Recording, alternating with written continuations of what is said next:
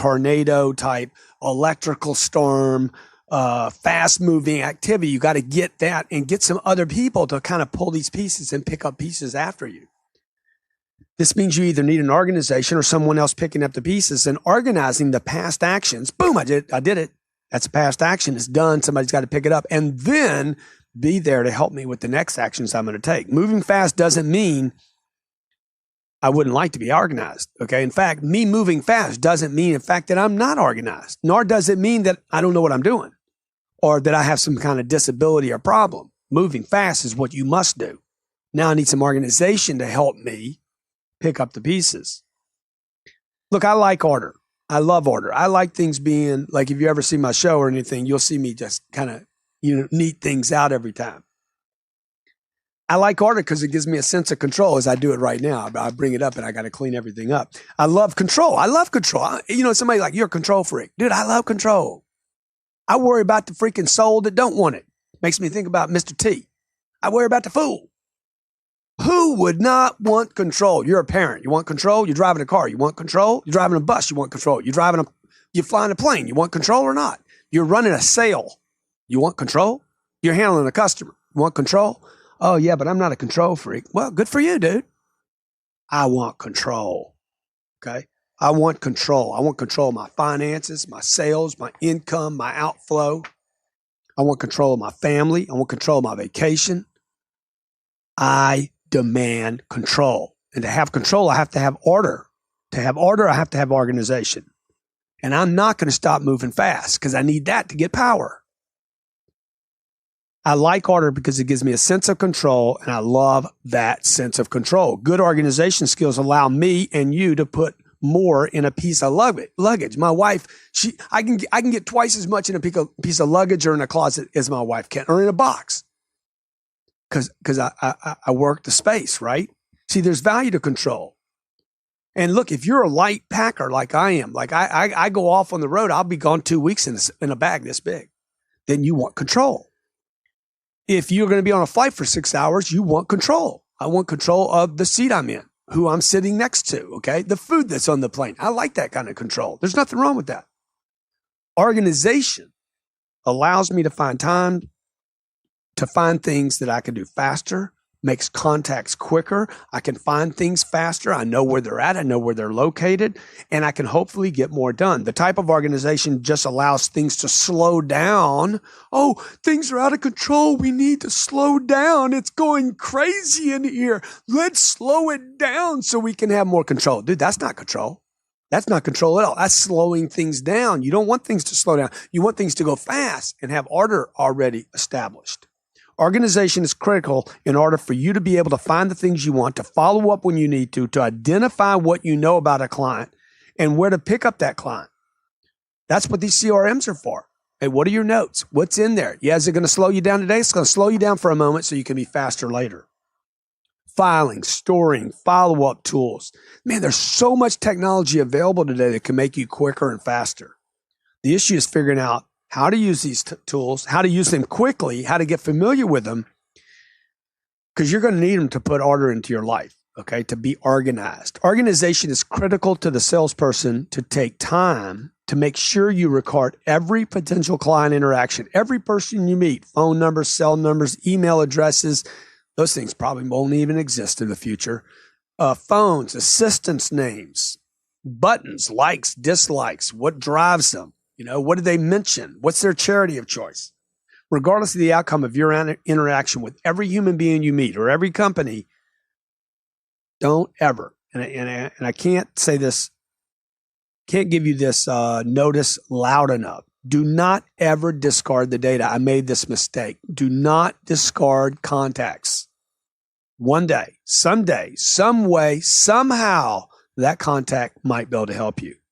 Even when you leave your current scene, you leave wherever you live, your location, make sure you maintain the contacts that you left.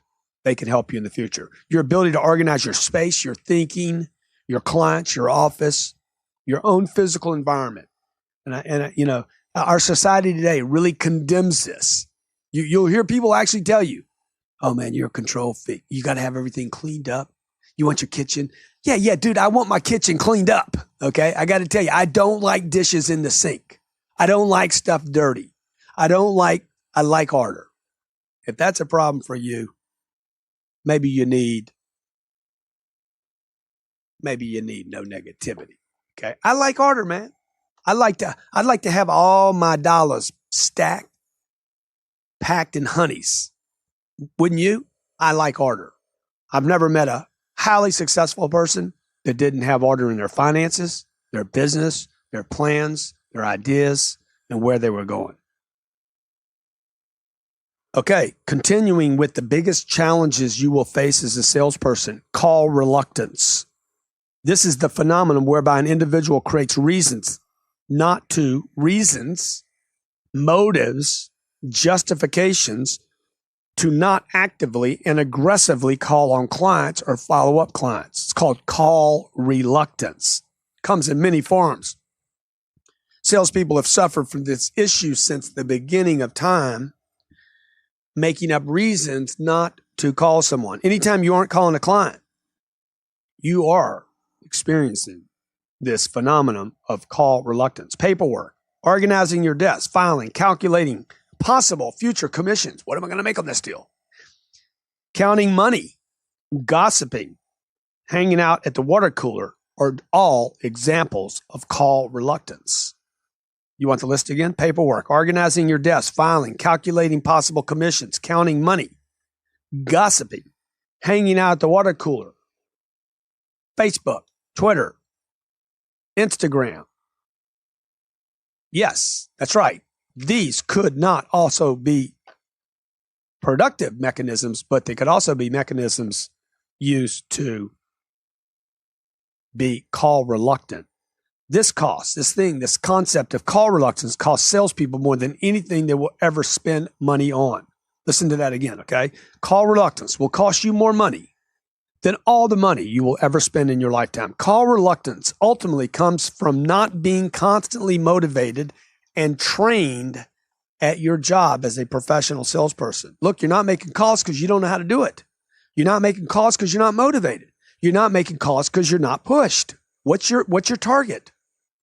When you know what you do, when you know exactly how to do it, okay, when you're the best at your job, best at that position, best at a phone call, best at objectives, best at generating interest, best at getting appointments and handling stalls, and all the challenges that come with selling, you will not experience, well, at least a call reluctance at the level other people are. You'll experience a lighter degree of it. The length of time someone has been doing sales does not protect him or her from call reluctance.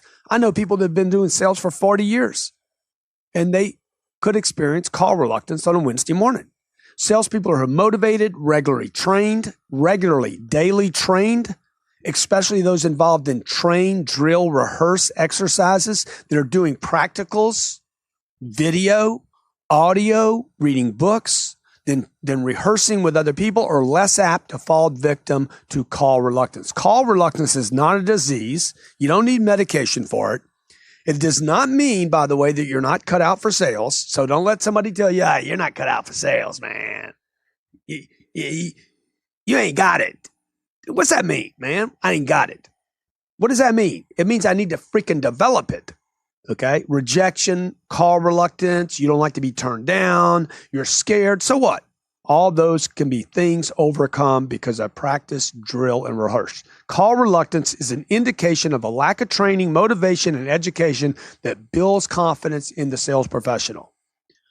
When I was starting my first business, I had this little trick. You might have heard about it before, where I never put my phone back in the cradle. Okay, like this phone doesn't have a cradle, but the old phones had cradles, right? You'd hang it up. I never hung it up. I just stayed on the phone. With this phone, what I would do is I would basically hit an end button, and I wouldn't take a break now. I'd just go to another phone call. All right, it takes a lot of work to do this, dude. It takes a lot of work to say, I'm going to stay motivated all the time. No more call reluctance, okay? Maybe you start making a note of when you're call reluctant, when you're not making a call, not sending out a letter, not taking action. Call reluctance is a killer. Chapter 22, part 2 continues up next. Are you there? Chapter 22, part 2. 2-2. Fill the pipeline. Sales is a numbers game, to some degree at least. If you have 100% closing ratio and only call on one person in your career, if you close everybody you meet in your career and only call on one person, I'll promise you, nobody will say you're the greatest. You just had a high closing ratio and didn't call enough people. You got to fill the pipeline. Sales is a numbers game to some degree. If you have 100% closing ratio and only call on a few people, you're done. There is no career for you. You can only be as successful as your ability to keep your pipeline full. Keeping the pipeline full at all times is vital. It is the thing. It's like, how can I make this thing big, thick, chunky, right? Most salespeople only measure who they recently sold, but should value and measure all activities that continue to fill the pipeline up. If I say, hey, man, you had a good week? Oh, yeah, man, I sold these 2, or I sold 3, or I got a couple. Hey, man, what about what's in the pipeline? Value that. Talk about it. Sold, unsold, lost to customers, lost other orders, gained orders, not ready to buy until the next quarter, referrals, second sales. See, these are things that can fill a pipeline. Ads you got going out, billboards you got going out, Twitter ads or Facebook, whatever, man, fill the pipeline. One of the most common mistakes I see from salespeople and sales organizations is they celebrate a sale and forget to fill up their pipeline. So they have the up and down. I sold somebody. What's the problem with that? I lost my best prospect and forget to fill him up, replace him. One of the negatives of selling a client is you lose that client and then have to start the cycle again with a new client. This is what I mean about keeping the pipeline full. It takes a lot of work to sell someone and immediately replace that person with someone else. I talk a lot about this in the 10X rule, and also in if you're not first, you're last, about how to keep that pipeline loaded, about the fact that people underestimate the amount of energy and effort necessary to create success and then maintain success. Conquering something is one thing, keeping it an entirely different thing. Conquering the mountain, it's one thing. Holding that fort and keeping it as your own is something else. In sales, you want a full pipeline of possibilities so you aren't dependent. You go get a sale and I'll look up, there's a vacuum. See, that's conquering the mountain, the fort, and then not being able to keep it because now you got to go chase something else. You want to keep a full pipeline of possibilities so you're not dependent on that one sale and then go home and say, oh, we made a sale, we made a bunch of money, pipeline's empty, and we can't really celebrate. Salespeople without full pipelines become desperate and easily shakeable. A guy who works with me called and was complaining about a prospect, my boy Brock. Man, this guy canceled on me. I said, hey, dude, the reason you're in itch pay right now, that's Piglet. The reason you're complaining right now, Brock, is not because that guy canceled. It's because you don't have a full pipeline. You're not upset because he canceled. You're upset because you failed to keep your pipeline full. Fill your pipeline.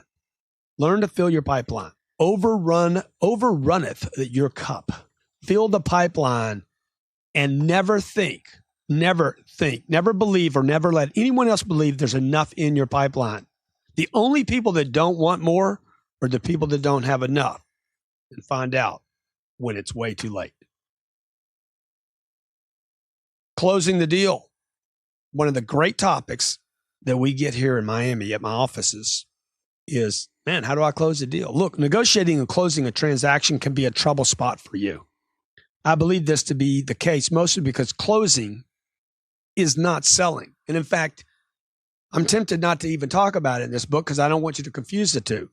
These two things are so different that the only reason we talk about them in the same, at least here in the same book, in this case, the same audio program, in the same download, is because you want data on it. But the truth is, closing would be like me talking about elephants at the zoo, and then we start talking about chimpanzees in Africa. I mean, they got nothing to do with each other.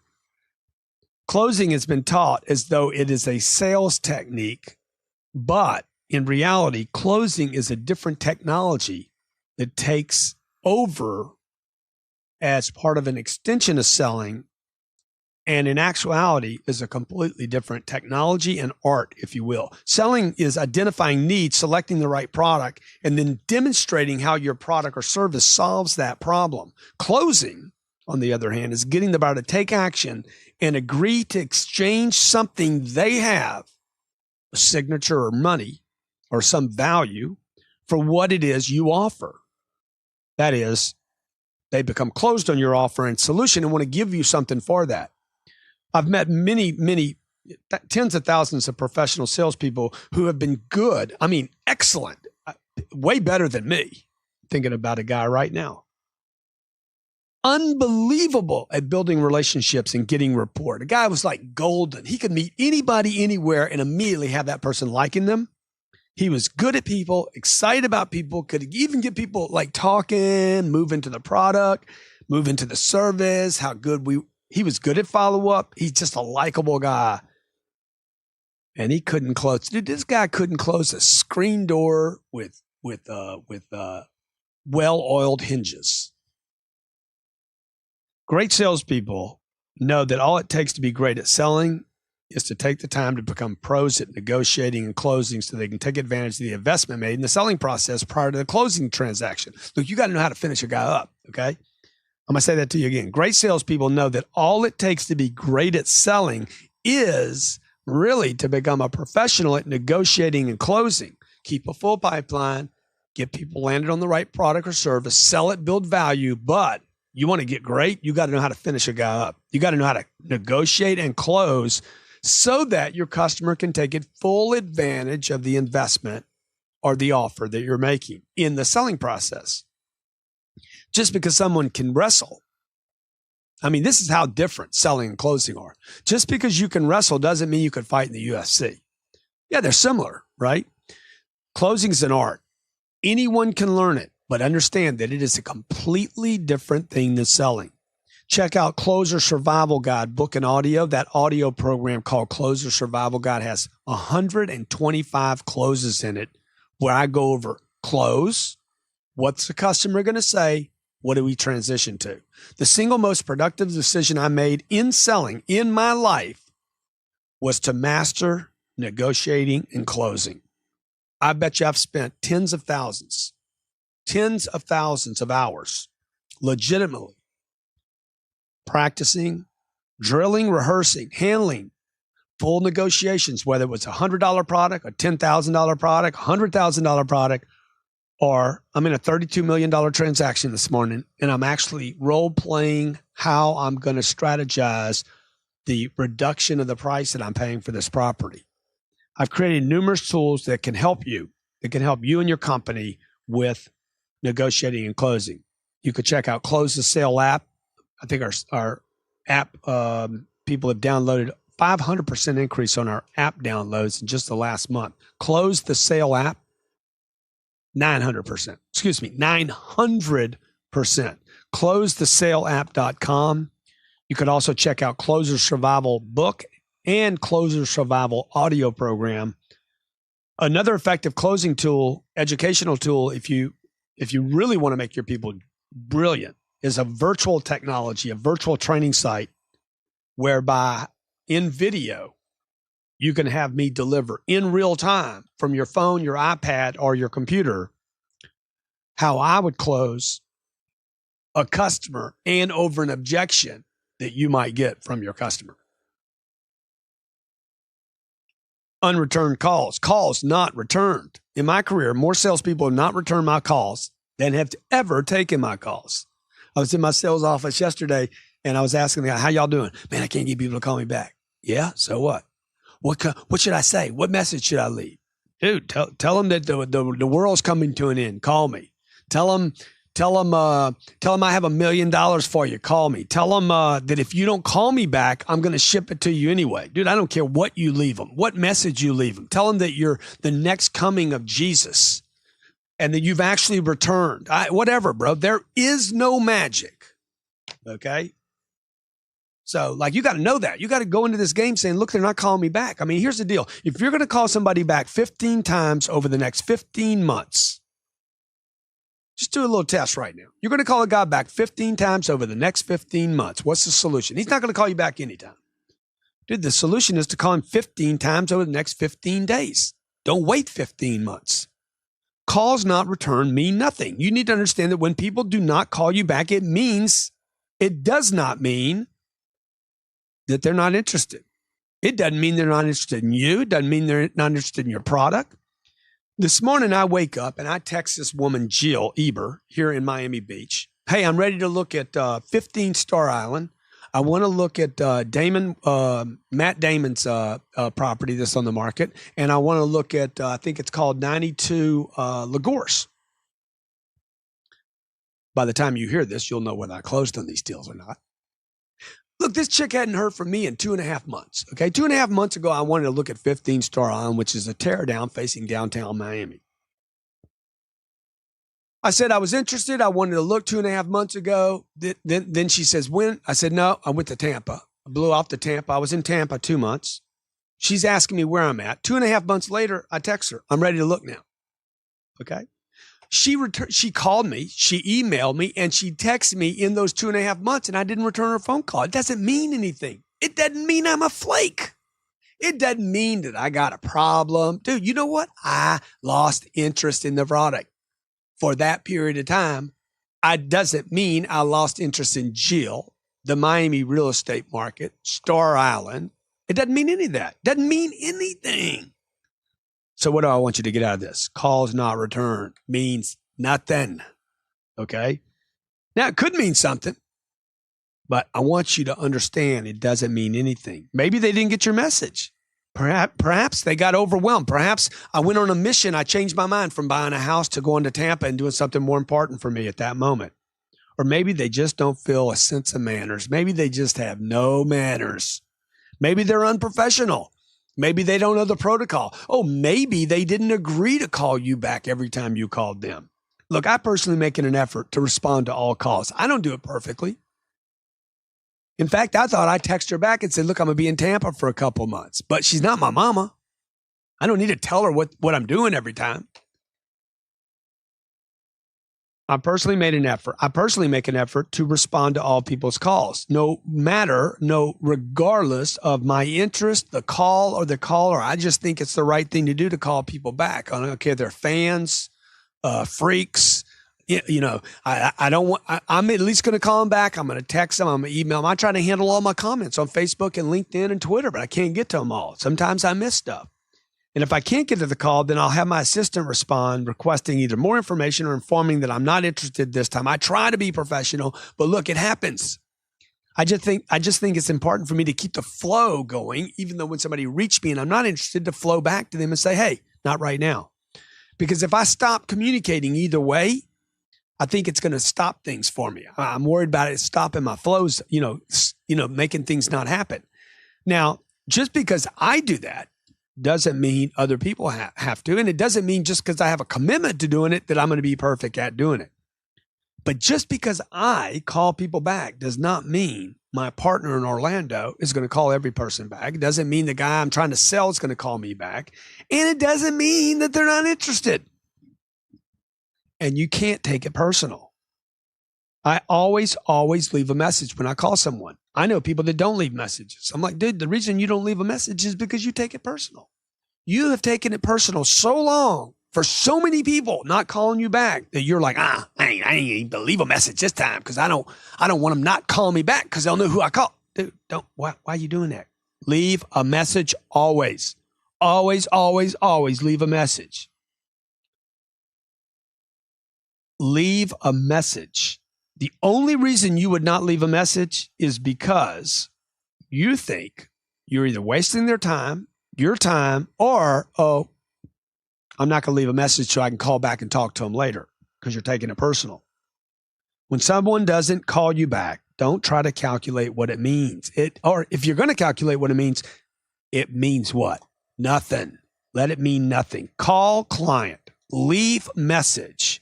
No return phone call equals nothing. You don't know what it means, in truth, when a client does not call you back. But what it should mean to you is Either it means nothing and I just need to make more calls, make more contacts, email, personal visits, stop by and see if they're all right. Dude, I called you the other day. You didn't call me back. Want to be sure everything's cool. I was in the neighborhood. See, get creative about how you're going to follow up. Never bring up the unreturned phone calls like I just did, by the way. I wouldn't bring them up. Hey, man, I've been calling you back, man. You don't call me back, man. Come on, man. What's up? If you do bring it up, hey, man, I was just worried about you. Everything all right? You cool? Okay. Maybe you didn't get my call. Could that have happened? Could I have called them and they didn't even get it? I had a guy call me the other day. Man, I've been calling you and you don't call me back. I'm like, bro, I don't even know what you're talking about. Yeah, I've been emailing you too, man. I don't even know what you're talking about. Why you want to start the call like this? Don't start the call making me wrong. How do you know? How do you know I even got it? Never bring up the unreturned calls or the unreturned emails, and never make the client wrong for not calling you back. Never, never, ever make them wrong for that. It's not his or her job, responsibility, or moral agreement to call you back. They have no agreement. There's been no agreement. I must call you back because you called me back. It's not your job to do the follow-up. Got to clean that up. It's your job to do the follow-up. It's your job to be more creative. It's your job to persist in new and varying forms. It's not their job to call you back. Vary the types of communication. Vary the messages. Keep it creative. Keep it fluid. Use every form of communication possible. If emails aren't working, try postage. If postage didn't work, try personal visit. If that's not working, hey, man, get your friends to follow them or their company on Facebook or Twitter. Dude, whatever, man. Like when you commit, you'll get creative. Creativity follows commitment. If none of these work, put them on a help list. Put your customer on a help list. Put your customer, hey, I need help with ABC right now. I'm trying to sell ABC a television show right now. Who do you know at ABC that might be able to help me? Who do you know that might know somebody at ABC? Who do you know that's ever worked at ABC? Come on, somebody you know somebody at ABC. See, use a help list, okay? And maybe somebody that you know can help you with somebody at that company. Sometimes it's just a matter of getting to the right person at the right time. Be creative. Remember, quitting can't be an option. Making them wrong cannot be an option. Take responsibility. Keep it up here. Make sure you know what's going to happen. Nothing, again, remember, nothing is happening to you. It's happening because of you. Fear. You know, the great thing about fear, it's just not real. That's the greatest thing about fear. It's just a boogeyman, never in the closet. I know that when you're experiencing fear, it might feel real. It might feel real at that moment. Every salesperson experiences fear, but it's actually not existent in the physical universe. It's not there when you really look at it. This unseen, intangible factor called fear does not motivate most people, but it should. It should actually push you. It should motivate you. It should drive you. I'm going to actually have you shift this and say, oh man, if I'm scared, I'm doing new things. I'm going to see new clients. I'm in new territory, new waters. You know, a boat sits in the harbor. I mean, it might look good in the harbor, but it wasn't built to stay in that harbor. Sooner or later, it's got to go out to deep water. Fear can immobilize and does immobilize millions of people every day from taking the actions they need to take. Pretty powerful stuff, fear is. And it's not even real. With sales, fear will kill. If it immobilizes you, will kill your ability to keep your pipeline full. It'll kill your ability to ask for the sale. It'll kill your ability to go out and meet people. There's nothing like an unshakable, winning flurry of action to absolutely extinguish this monster called fear. I know nothing better than will get rid of fear better than me staying extremely busy and a great sense of humor. I use fear every day as my inspiration, as an indicator of the things that I need to start doing, that I have to confront. Catch my phrase. I use fear. I use it. It's not the other way around. It's not using me.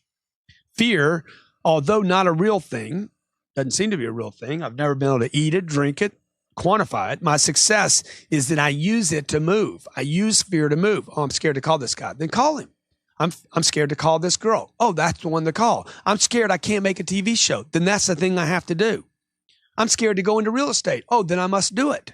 See, the things you're scared to do, you need to go like get in the neighborhood, get in the zip code of fear.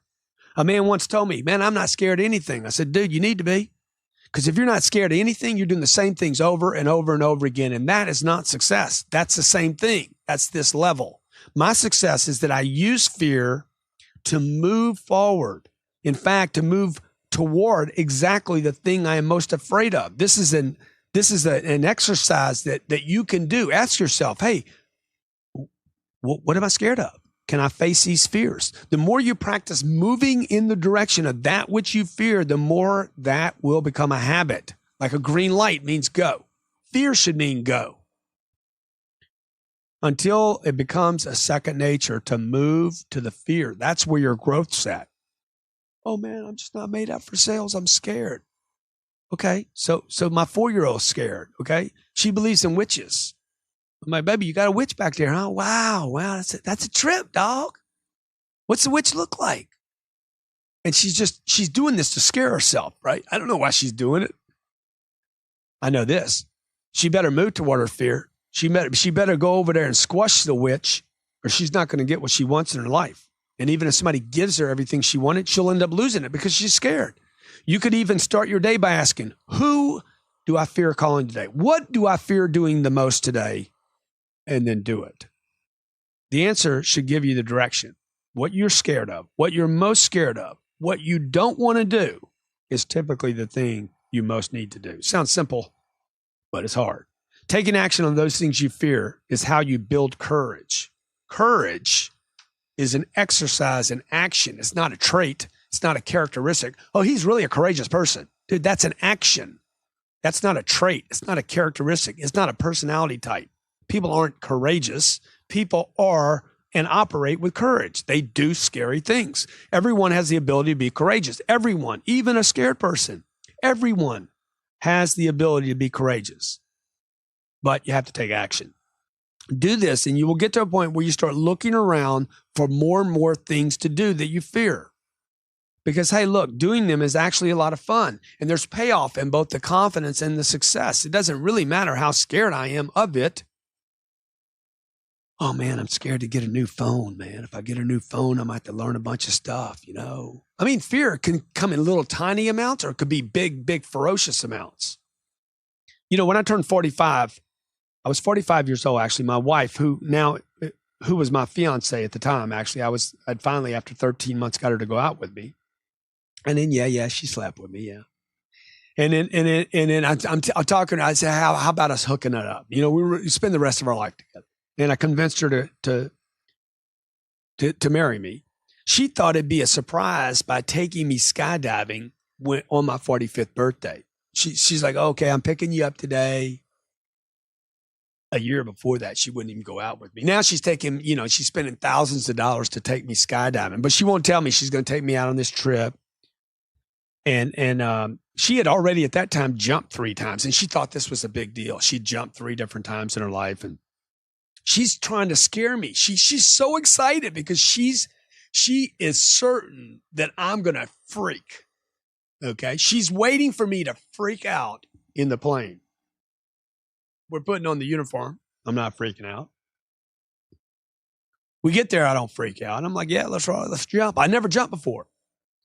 I don't know why. It just didn't scare me. We're in the plane. I didn't get scared. You know, I didn't know the first thing about jumping. She wanted me to be scared. She wanted to see me terrified. Was I scared? I mean, I guess I was scared, but it wasn't the thing I was most scared of.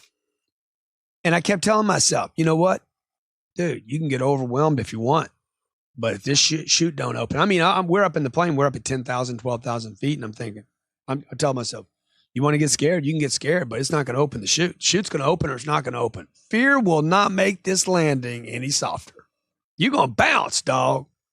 You're going to bounce. You won't even know it. Was I scared? Sure. I had some level of fear, I'm sure. But getting overwhelmed won't open my chute. I just kept telling myself, you know, the hardest part of me jumping out of that plane was actually watching her jump. She jumped with a guy on her back. I'm like, damn, what's he doing on her back?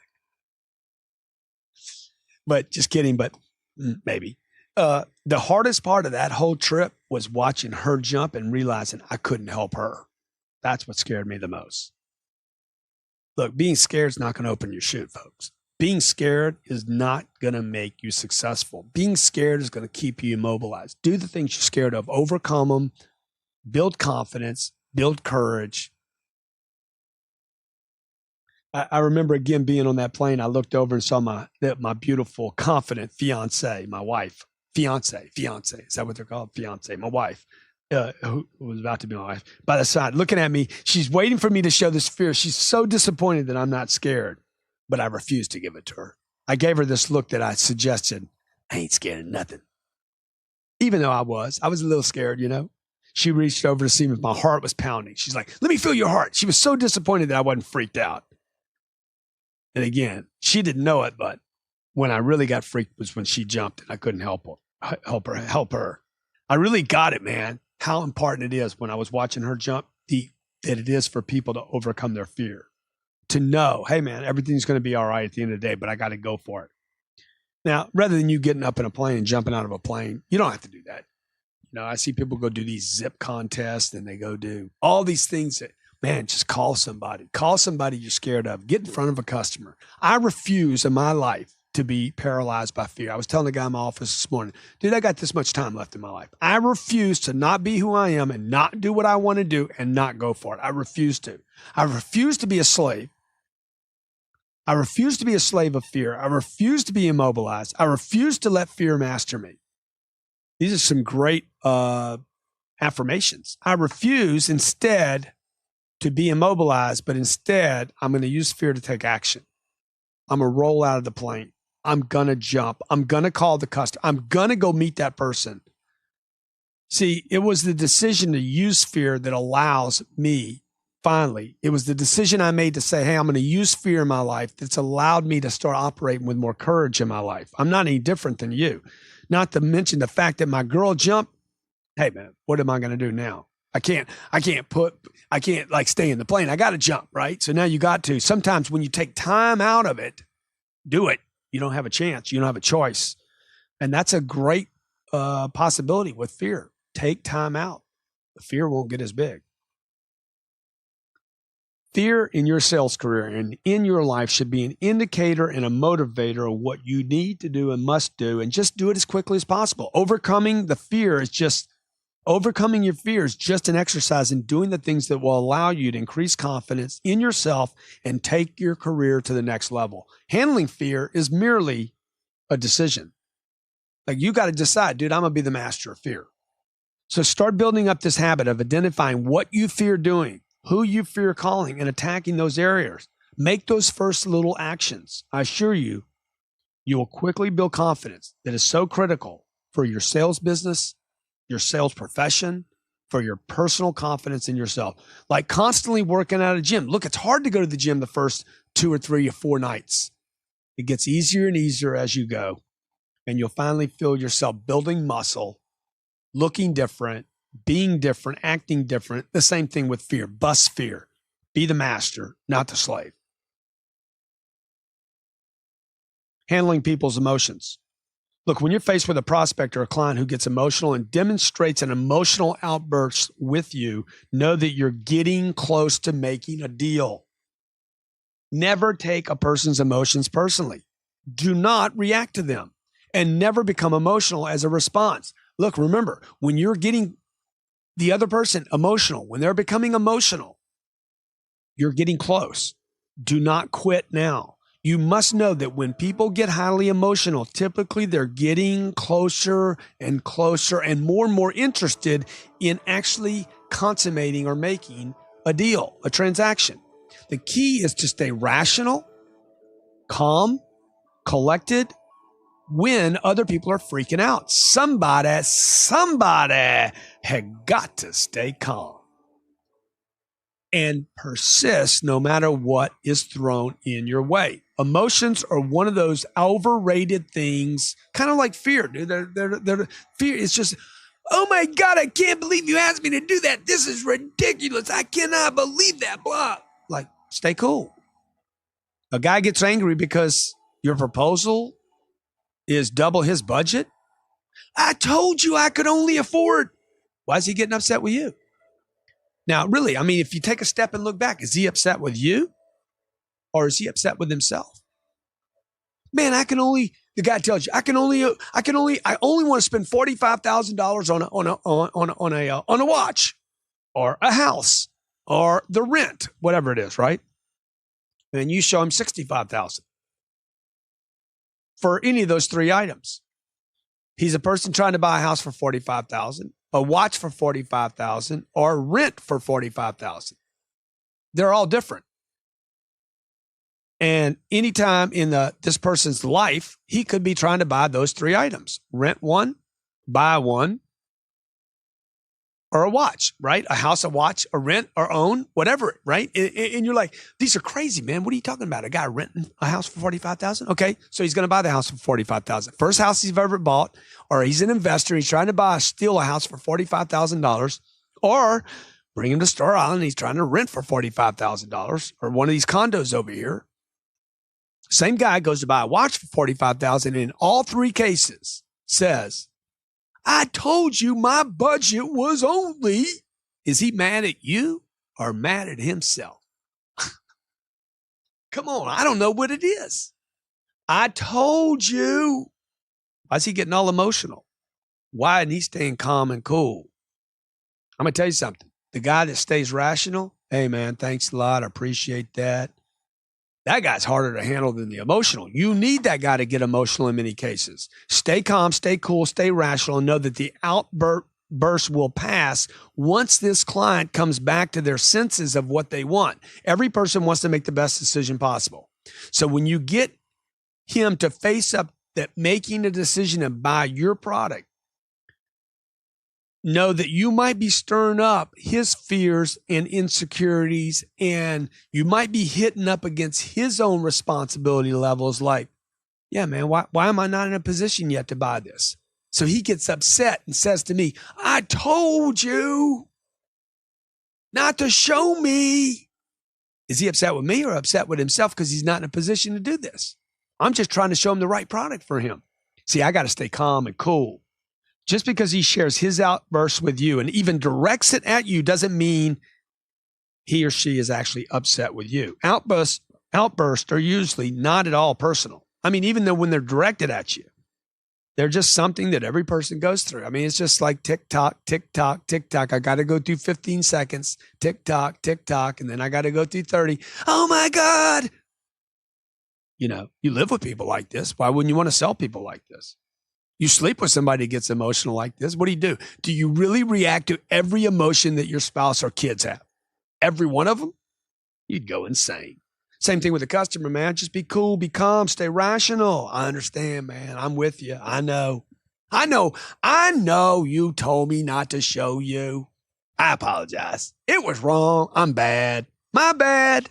I'll never damn do that again until the next time. See what I'm doing? Stay rational. You're right, man. You're right. You told me not to show you a watch more than 35. I showed you 45. I went crazy. I lost my mind. It was stupid. My bad. And watch him fall in love. You can't stop the pursuit of closing the sale every time someone gets upset.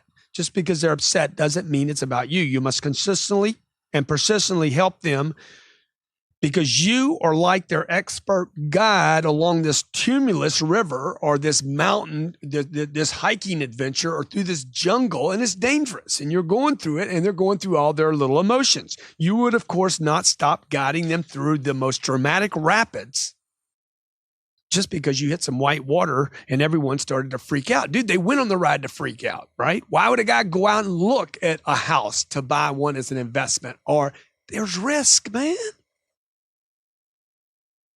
There's risk in everything, and he knows that. So he's going to get emotional. You would benefit if you would just keep everybody calm, including yourself, knowing that the white water will not last forever. And sooner or later, you'll be on the other side. Everything's going to be calm. We're going to go camp out tonight. We're going to burn some marshmallows. Likewise, you want to be the guide. You want to guide the prospect through the sales process, through the dramatic, tough, emotional waters, negotiating into the calm, happy state of them getting what they want, owning their product. It's your duty to help your prospect in this way. Don't get emotional when they do. Do not get emotional when they do. Practice, drill, and rehearse staying calm when others start freaking. Practice, drill, and rehearse. Be a leader. This is a skill that can be developed, but takes drilling. The biggest problem for most salespeople is they experience someone getting highly emotional and they're thrown back into some unresolved issue of their past when others were being emotional with them. Oh, my papa used to beat me with a belt. Daddy was a drunk and he used to get so noisy at night. He'd get upset. Dude, you're not with daddy.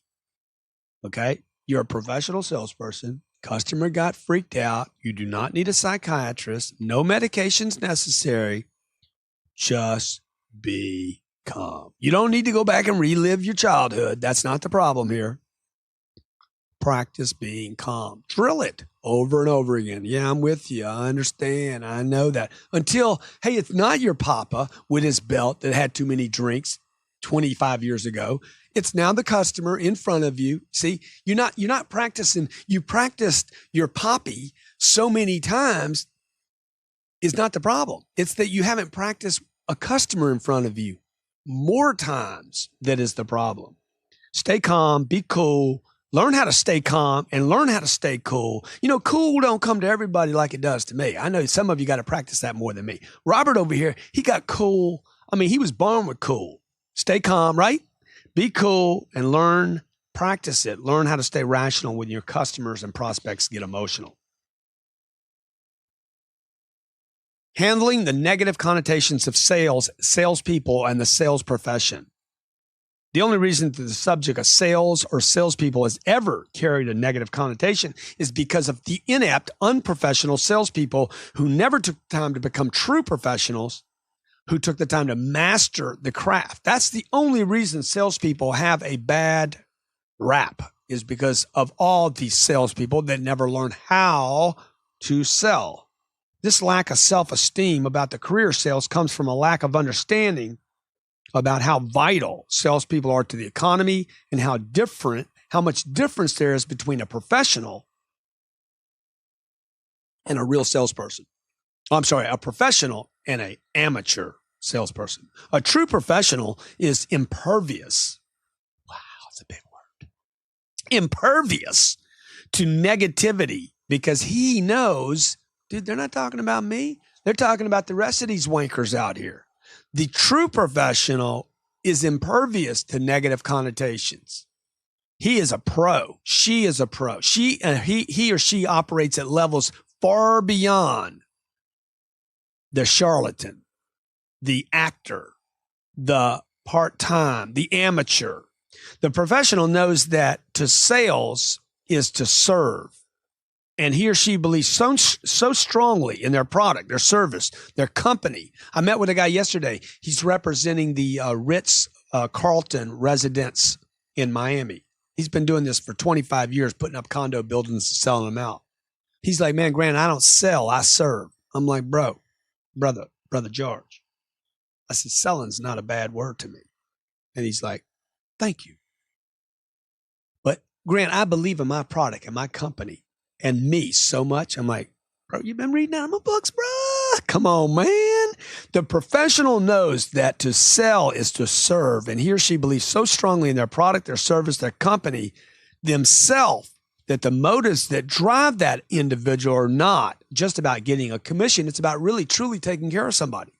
I mean, these people are completely sold on their product. They're drinking the Kool-Aid, swimming in it, using it themselves. A true professional salesperson is motivated by helping others. A true professional salesperson in any field is motivated by that help, is actually admired by all who he or she helps, who or she works with, who they come in contact with, and they're often celebrated by their customers and colleagues alike. You'll see them getting patted on the back. Thanks for selling me that, Robert, man, you really did a good job selling me that. See, they're celebrated. If you feel yourself stymied by the negative connotation of being in sales, look, you need to reconnect to the purpose of what you're doing, the importance of selling as a career, and the development of sales to the entire economy.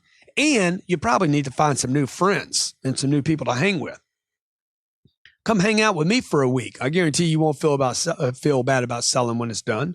Reread the introduction of chapter 1 of this book to enlighten your sense of purpose. I personally feel that selling is one of the most noble professions there are, because when done correctly and with the right intentions, okay, with the right motivation, it engenders a very independent, self-reliant, strong, helpful, extroverted individual, even though they were initially possibly introverted, and indeed a person that can operate at higher levels and help in many different ways. A true professional salesperson is able to step into any circumstance, make friends anywhere, help others, calm chaos, and get people to take action. Great salespeople are leaders. They're leaders, man. I mean, the great presidents, they're salespeople. They sold people on ideals. Steve Jobs sold people on ideas. Jesus Christ sold people on ideas. Great salespeople are leaders. They're people who make sense of situations, the big picture, and inspire others to follow with resources and with actions. Think of a person. Think of anyone in your life who has really helped you in your life, really, really positively affected you and made you feel good about yourself. Dude, that's a salesperson. Write down the 5 qualities that person had that made you feel good about you. What were those qualities?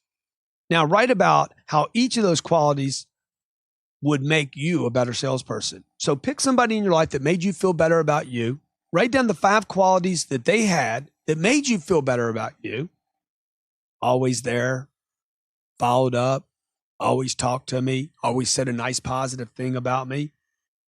Dude, every one of those qualities, dude or do-esses, all those qualities will make you a better salesperson. In my life, I have met some unbelievably exceptional salespeople.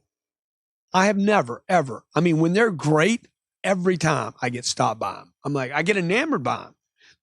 Their persistence, their positive attitudes, the skills to listening, the genuine interest, the willingness to accept responsibility, the positiveness, the desire to learn, take interest, to be interesting as well. So many of these things are so attractive attributes, they become inspirational to me. And I think to you. I talked about Gavin, for instance, earlier. I mentioned as a real pro, an exceptional, a master of his trade. He's always professionally dressed, always positive, always patient, always persistent, always listens. He understands. He shows empathy. The guy duplicates my communication extremely well, extremely well. He knows exactly what I want, duplicates it, tells me this thing might do that. Hey, Grant, you're going to be the one that makes the decision. You always make the right decision. Inspires me, makes me believe I can do the right thing. Helps me make sense of it. Knows how to use humor. Tremendously determined. Always there for me. Follows up in between sales cycles. Focused on his mission. Makes it clear that he's on a mission. See, I love these qualities. I could take the qualities that Gavin has and start saying, hey, which one of those would make me a better salesperson? We're different people. See, we're different, but I can use those qualities. And Gavin, I don't look at Gavin with some negative connotation. I see him as a value to me, as a friend. Because of these differences, because of these qualities he has, he could actually pressure me without me feeling bad about it. He's a pro. Become a pro in sales, and people will not have a negative connotation about you. They'll have respect and admiration. No one has a negative connotation about a professional salesperson. It is the amateur who everyone resents in this field. Not having the right response. Grant, I don't know what to say when they say X. Look, in sales, it's good to know what to say. Let's face it, a salesperson's number one tool is his ability to communicate. This is the same reason people are so concerned about public speaking. Oh, what am I going to say? If you knew exactly what you were going to say, exactly what they would say, exactly when they would laugh, exactly what they would ask you, then you know exactly what to say. Look, no one wants to stammer. No one wants to hem and haw, freeze up, and not knowing what to say or not do during a presentation is going to cause you to have some sense of anxiety. Communication, the ability to know the right thing to say at the right time is a definite point that counts to your overall professionalism and your success. These days, your customer can be just as informed as you are, sometimes even more so. And that customer expects you to know what you're talking about. Also, your client is likely to have many choices, many choices, including dude, I don't even need to do this. You know, when the economy's tighten up, the only people you're dealing with are people that have money, and people that have money are like, I don't even need this. Most of the stuff they're buying, they don't need. Also, your client is likely to have many choices that they can compare to their offer, not just another house if they're looking at your house, but also, you know, we're going to buy a plane instead. You don't know. Your customer might be going there and saying, I'm not going to buy both of them. You understand what I'm saying? As well as your customer has these financial concerns, more than likely, that you'll have to handle in your value proposition. There'll be times when you don't have an answer to your client's question. That's okay. Hold your answer is the key, or how you answer is the key. How you answer is always going to be the key, even when you don't know. If you don't know something, you could say, you know what? I never tell somebody I don't know. In fact, I always know. In this case, I don't. It's a great question. Let me get that information for you. And you could drop all that and just say, great question. Let me get that for you. I'll write it down. I'll have it to you within the next 15. Which one's more effective? I don't know, or great question? See, how you're going to say things is important.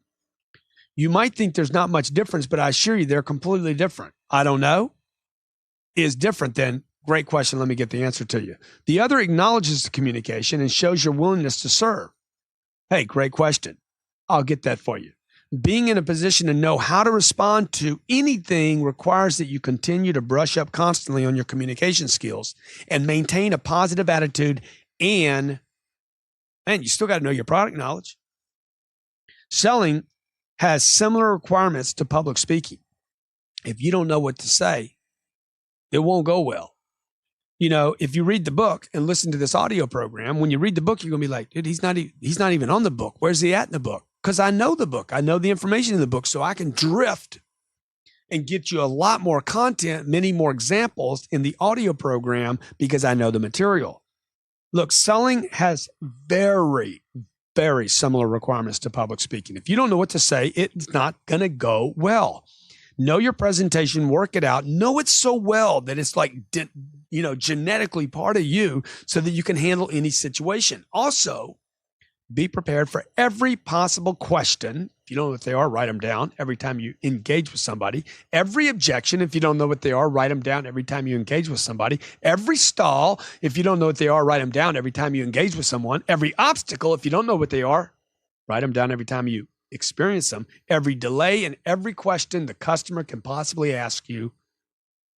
You probably already heard them if you've been doing this more than 3 weeks. Every time I hear something new from a client I've never heard before and was not prepared for, I write it down. And then in my private time, I prepare a number of responses that I could use. I debrief every sales experience still today. Remember, you're in a business where communication is your weapon. You can't help anyone if you can't effectively communicate with them. You're in a business where communication is the weapon. You understand? Know how to use this weapon. This requires that you are prepared. It's ready. The weapon's ready. It's sharp. It's concise. It's tight. And it's sensible. And it's logical. And it's non-emotional. And it furthers your cause. And it makes you and your product and your company look professional. I'll never forget a kid who came to my door one day. Door-to-door sales in my neighborhood. I was living back in Los Angeles. Very difficult neighborhood to cold call because the houses are separated. He's got to come up to this big wooden door on the outside. The door goes to a big long hallway up some steps, and then he gets to my front door. Well, he had to buzz outside, and there's a camera. I'll never forget this kid. The kid was so good that I had to let him through the front door. I had to let him through the wooden door to my front door to tell him I wasn't interested in my front door. He was good when I couldn't see him. He was good when I was in front of him. Here I am busy with calls. I got prospects. I'm at a home office. Front door buzzer rings. I'm frustrated. I stop what I'm doing. I answer the phone. It's a cold call. He's pitching household cleaners. Crazy. How tough a gig is that? Well, I got special admiration for anyone who can sell door to door, and I got a super serious admiration for anybody that can communicate the way this kid did. I think it cost me $400 opening the door on some cleaner I never used. I just couldn't shut the door on him. Man, look, I don't have time for you, dude, I said. And he says, I understand, boss. Give me 60 seconds to show you what I can do for you. As he's telling me this, he drops to his knees, immediately drops to his knees. He knows he's going to run out of time with me. He drops to his knees, looks up at me, starts cleaning stains on the stone of the steps as I look down 20 steps. He looks at me and says, I'm out here every day getting doors slammed in my face, just hoping that if I work hard enough, one day I can live in a place like this. I'm like, dude, how much? Next thing you know, I'm giving him $200 for his product. $200 for a product I had no interest in, and gave him another $200 just because I admired him. He had me at boss and a smile when I tried to shut the door in his face, but he closed me because he was prepared. He was ready. He knew how to communicate. He knew how to look me in the eyes. He knew how to get his presentation in a very short period of time, how to demonstrate his product and then shut me down. He knew how to take advantage of a moment. Be prepared. Know how to communicate. Practice your skills so you can always have a response for every situation. Overwhelmed by a customer's objections. Objections can take place in lots of different places for a salesperson, and they will happen at different places for you. When you're trying to get appointments with the decision maker while presenting your product, you could get it. In the negotiations, you could get objections. In the close, you could get them. You could get them from the gatekeeper, the customer, a decision maker, a non-decision maker. You can get them from a third party that just wants to drop input. Look, there's no substitute for being a ninja, assassin, closing machine. You need to be ready to handle any and all objections. Literally, you need to drill, and drill on your downtime. Read, listen, learn, and drill. Drill it over and over and over again. This should be something you prepare constantly on. Make a list of every objection you hear so you are cognizant, aware. You know what you might hear in every situation. And then practice handling all those objections in a manner that gives you confidence so you can assist yourself in making the sale. The Closer Survival Guide that I mentioned earlier, Close the Sale app we talked about, are great resources for providing you with ways to handle objections. That one publication has 125 or 26 closes in it, different closes, responses to objections that will give you something to say, something to do. Graham, man, we need to think about it. Excellent, sir. I think that's a great idea. Sign right here. What do you mean? I gave you time to think about it. Thought is instantaneous, sir. Let's do this. Okay? You really have no excuse, sir. Okay? Grant, we need to think about it. Hey, I'm with you. I'm with you. I understand. You're right. See, do you know what to say when they say, I need to think about it, or I got to talk to the wife, or we never make a rash decision? What do you say? What are you going to do? Are you going to sit and wait? Oh my God, I don't know what to do. Yeah, you should go talk to your wife. Okay, get back with me. Here's my card. Dude, you don't know what you're doing. Then you're going to sit and make excuses. Look, you have no excuse not to close. Right product, right company, right you. If you refuse to invest the time to prepare, I assure you, you will not have money to invest later on. If you refuse to take the time to prepare as a closer, as somebody who can handle objections, as a professional, I'm hard selling you now. If you refuse to invest that time and energy in learning, you will not have money to invest later in your career. I assure you will. If you don't invest the time now, you're going to miss deals later. It's really silly when I hear a salesperson say, I don't have time to read a book. I don't have time to listen to this. I don't have time to. Really? I'm busy selling. I'm busy. You know, Warren Buffett spends most of his day not investing. Warren Buffett spends most of his day reading about what he's going to invest in the future, so that when he finally sees the big elephant, he can pull the trigger and not waste his money. Look, you're wasting prospects because you're not ready. You're wasting calls because you don't know what to say. You have to find time to drill, practice, rehearse objections. If you're cold calling on customers, man, you got to practice your pitch over and over and over again. Quit practicing on a customer. If you're meeting customers in person, you must quit practicing on these people that are buying from you, or in your case, not buying from you. If you can't find an hour a day, it's because you're not in control of your day. regardless of how good you are, how much money you make, you know you can get better. If your profession were cutting trees, I guarantee you'd take time to sharpen your saw. If you want to close more deals, make more money, and create more sales for yourself and your company, there's no substitute for preparing yourself. If you're overwhelmed by customers' objections ever, even one time, if you're ever overcome by a customer's objections, it is because you're not ready. Keep a diary of every objection you hear and immediately work out how you might handle that or a similar objection in the future. Also, again, refer to the Closer Survival Guide to find an appropriate response. I'm actually currently working on an encyclopedia of closes that will be double the size of this program right here. Because we continue to get people saying, man, you ought to try this close. This close works good. You ought to try this close right here. Grant, this is exceptional. So we start compiling those in an encyclopedia. Then drill each of those responses until they fit your personality and you know them cold. Suppose you hear the objection, I need to check with my wife. Then you'd write it down, look for a solution, and drill it in your own time. If the customer says, I need to talk to my spouse, my response would be, and I know what it is, because I've drilled it up here. I don't need to look for it there. Sir, I understand.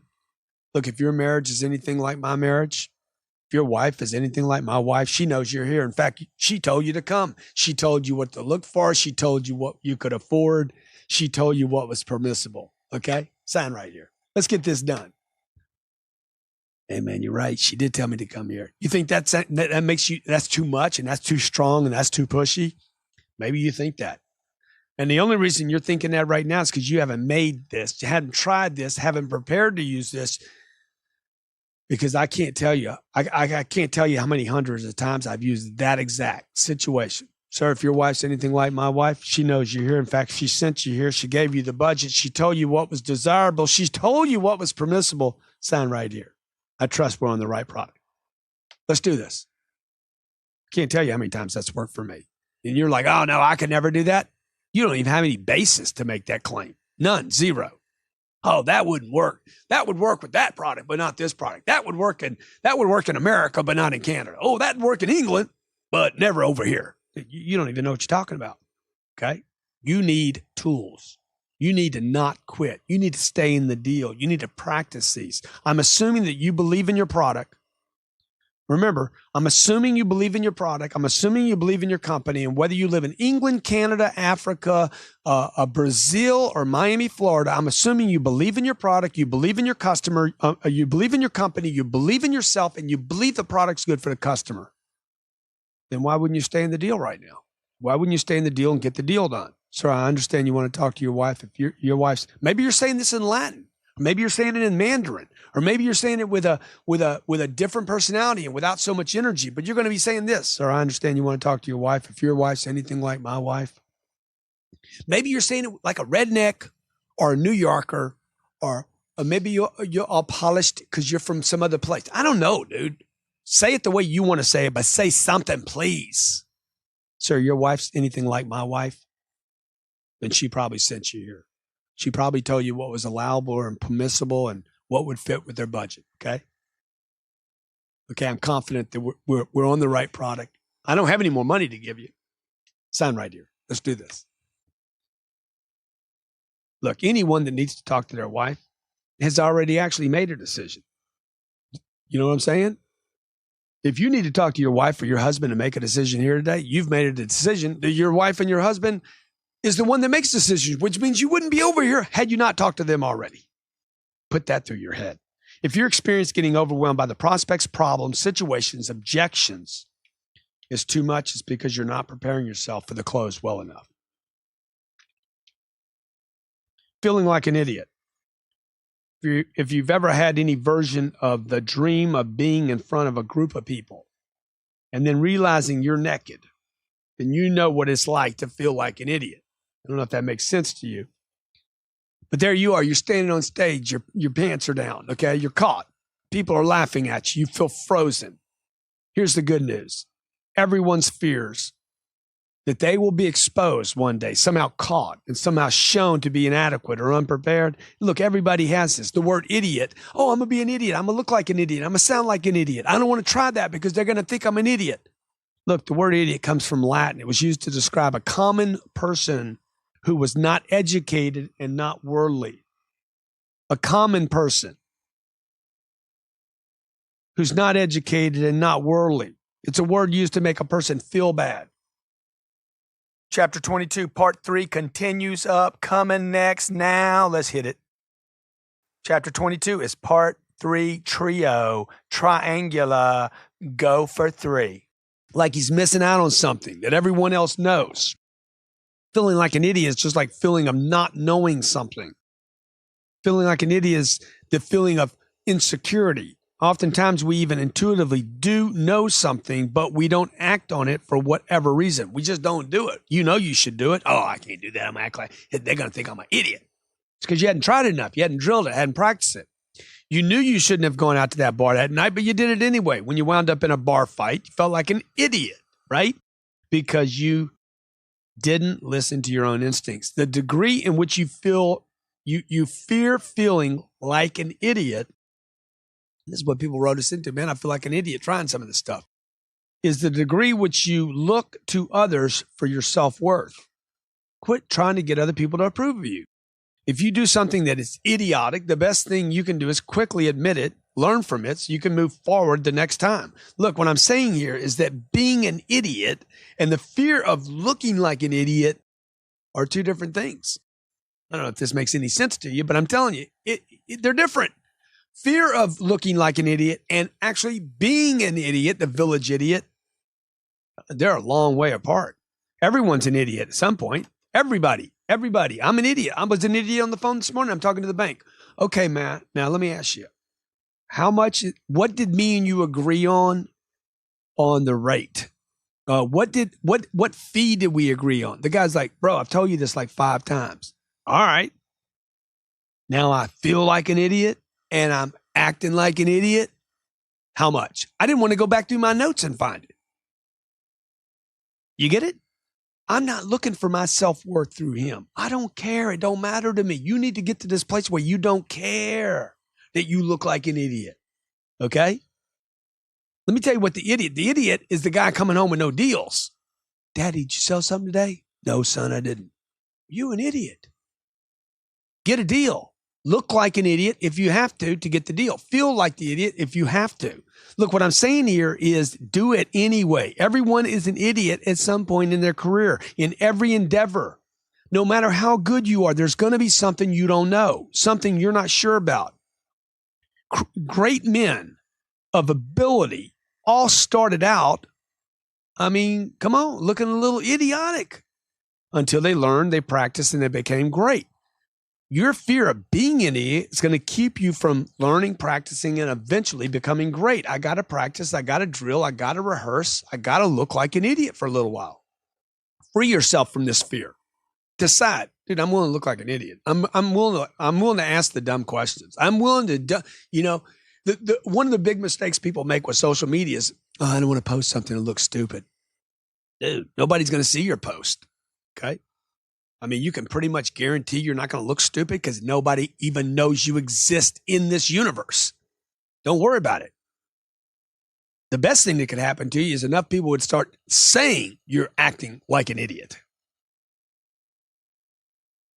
And that would become some trending event. Free yourself from the fear of this by pursuing your ambitions and being willing to be an idiot. Dude, I'm willing to get what I want, pursue my ambitions. I'm not worried about being an idiot in the process. In this way, in fact, I just want to say that the people that are most worried about looking bad are the people that are least endeavoring to do great things. Oh, it's back to that fear. It's this thing that never happens anyway.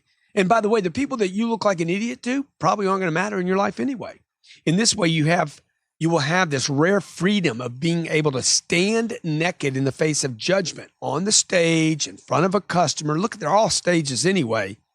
And you're going to have it at least you'll have a good time. At least you could have the rest of your life and say, dude, there's some freedom in me in me enjoying my life and being who I want to be.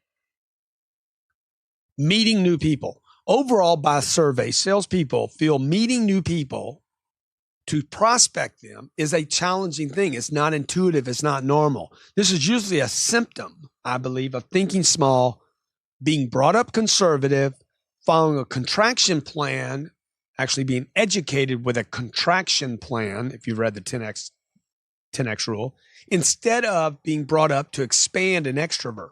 For example, do you know a salesperson who packs his lunch every day? If you ever met an entrepreneur or a salesperson who actually packs their lunch and eats at work every day to save money, dude, this guy's withdrawing from life. This guy's actually withdrawing. This doesn't make any sense. Now, if this is you that's doing this, I know you're going to take this personal and you're going to defend yourself right now, but the reality is you have no business you have no business eating lunch with yourself. I know you think it saves you money, but the truth is it's costing you millions to eat by yourself. You should be eating with your clients. You're not doing this because it's smart. You're doing this because you were taught to do this. Look, if you're a contractor, okay, or if you're hammering nails into houses or putting roofs on or plumbing in, and you bring your lunch to work to eat, to eat out of a brown bag for 45 minutes, yeah, that might make sense. If you're a salesperson and you eat by yourself, the only thing that makes sense about that is you need to go find a hammer and start building houses, not selling them. The solution to meeting new people and prospects is to reach way out. Think expansive, not contractive. Where can I go today? Who can I go eat lunch with? Who can I go eat breakfast with? Where can I be seen today? Where can I go in the course of my day to be seen, be talked about, and possibly get lucky? Get out there. Go to lunch, not with another salesperson, but with a customer. How can I get busy? How can I be seen? He's not buying anything. Why would I take him to lunch? Look, why would I take another salesperson to lunch? More importantly, why would I go to lunch with myself? I'm not going to buy anything for myself. Hey, how about the endless list? Go to the gym, go to the restaurant, go to the city council. How about church? How about conventions? What about getting involved in a multi-level marketing company? They only meet 2 and 3 times a week. Industry trade shows. How about I take a new class? How about I go, wow, my gosh, the list is endless. Do you have a list? Do you know where you're going this week? How many outings will you go to this week to meet new people? Have you ever once in your lifetime sold a client at lunch in your office out of your paper bag? Have you ever sold a client by staying in bed at your house? Have you ever sold a client by mowing your own lawn? Have you ever met a new person washing your own car, vacuuming it out, being the maid at your house? Probably not. You got a better chance of going to the grocery store and shopping for groceries and actually meeting somebody in the line because you're out. The point is, look, man, you got to meet new people. The possibilities are endless. If you're actually involved in living life, the possibilities become endless. There's only 7+ billion people on this planet. You can't even meet everybody in your own zip code. The first step is to commit to getting out among the people. Get out. There ain't no money in your living room. Your dreams will not come true. Nobody's going to bring them to your front door. Nobody's going to bring them to your living room and say, boom, here's your dreams. Package, ready, open. The second step is to figuring out how to establish communication when you're out with people you meet. They don't teach you this in schools, okay? This is straight out of how do I fill my pipeline? How do I become first, not last in a customer's mind? I don't care whether you're selling art, you're an artist, you're selling investors on investing in a movie, you're doing a new technology or website or social media platform like ShowPitch, or you're the next Twitter, okay? Or you're creating a piece of hard technology or some cloud type based technologies. You got to meet new people that might be interested in your project. And the easiest way for you and me to meet and develop relationships is to visit the same place over and over until I know everybody in that cycle. You don't want to spot places. You don't want to keep going to different places all the time. The first thing I would tell you to do is have some success by going to the same place over and over and over again until you know everybody there. Then move to another spot. If you take notice of something you have in common with others and are familiar with the space, you're going to see the communication start to go up. Also, asking people for help is a great way to get communication flowing. Hey, I'm new to the area. Like when I moved to Miami, first thing I do is contact some people here. Hey, I'm new to Miami. Everybody wanted to help me. Boom, the line was perfect. I'm new to Miami. I'm just moving in from LA. I'd like to get involved in helping other groups. What's your charity? Oh, by the way, I understand you're involved in this party. I'd like to help out there. Bang! Immediately invited to something. Was that difficult? Oh, Grant, it's so easy for you, Grant. It's so easy for you, Grant, because you're so extroverted. None of this is easy for anybody. This is hard for everybody. You're an introvert until you extrovert. Look, asking for help is just a simple way of mentioning the fact that you need help. Or, hey, I like your shoes, or I like your blouse, or I like your purse, or, hey, do you know where I can find the best coffee? Or I might post on Facebook, hey, what's the best green tea? You'll see me do this every day on facebook.com/Cardone Success. You'll see me get involvement from people and make new friends. What's your favorite color for a book? What would you think for the best title? Look, it doesn't matter what you're selling. I don't care if you're selling $10 products or $100 million real estate. All the commercial real estate brokers in the world are underutilizing the technology available to meet new people, make new friends, and get people talking about them. Meet new people. The way to do it today is different than the way you did it yesterday. But that doesn't exclude the ways of yesterday, like go and sit down in a restaurant, have a cup of coffee at the same place over and over, and then go to your office and post on their Facebook page, your Facebook page, your Twitter account, LinkedIn, or whatever the next phenomenon is going to be. Look, a person might be wearing a nice pair of sunglasses you like, or they're driving a car that you admire. Man, that's a nice car you got. Wow, man, where'd you get it? Do you like it? I saw an ad on it. Take interest in people. You're meeting people. If you're in a restaurant, you can even admire the dish the person at the table next to you ordered. The point is, it's endless once you make a commitment. You could ask somebody next to you, how much money you make? What's it like to work here? How long have you lived here? It doesn't matter. It's an endless list. But if you don't make a commitment to it, you won't ask those things. Meeting new people. Be interested in others. Communicate about anything. Reach out by being seen. Make contact. Be willing to be the idiot. And watch your pipelines fill up. Breaking ice. It's always the salesperson's duty to break the ice when establishing a relationship, particularly if you work in a retail environment and people are coming to you. You got to break ice. You got to break the ice, get people comfortable. Customers have not called you or driven to your company or your place or location or agreed to an appointment because they're not interested in you and your product. Look, if you're going to help customers get what they want, you need to get to know them. At some point, I have to know what they want. Sometimes just breaking ice is a bit uncomfortable, that first little thing for everyone, them and you. The more you do, the more you do that, the more comfortable you'll become, the more you'll believe in what you're doing, and the less of an issue it will become. Many times your prospective clients are guarded, they're defensive, particularly when they're shopping, maybe for the first time, never been in your space. When you're calling on them due to you going to them or some previous experience with salespeople, they're uncomfortable. You need to know how to approach a prospect, how to make them feel welcome quickly, how to put them at ease without turning them off, without sounding salesy, and how to make them feel like you're not pouncing on them or they're not obligated to spend a bunch of time with you. It's simpler than you think. Look, approach the prospect. Do not wait for the customer to approach you. Smile. Thank the person for their time. Hey, I want to really tell you, thank you for your time. Thanks for coming to see me, or thanks for, making the time to see me. 3, stick out your hand, introduce yourself. My name is, I would encourage you to use one name. My name's Cardone, or my name's Grant. One name, not two. Keep your hand out. By the way, a name badge would be a smart thing. Keep your hand out until the person actually shakes your hand. Make physical contact when you can, as it breaks the physical boundary. Smile, keep smiling, and keep smiling, regardless of their attitude. Whatever they say, agree with them. And once that communication line has been established, immediately move into explaining what your goal or purpose is with the time the person's given you. Once you break the ice, look, do not spend 30 minutes building rapport. Do not waste time, 5, 6, 7 minutes talking about them and their family. All that will happen, basically organically later on. There's always time for that building rapport for later, break the ice.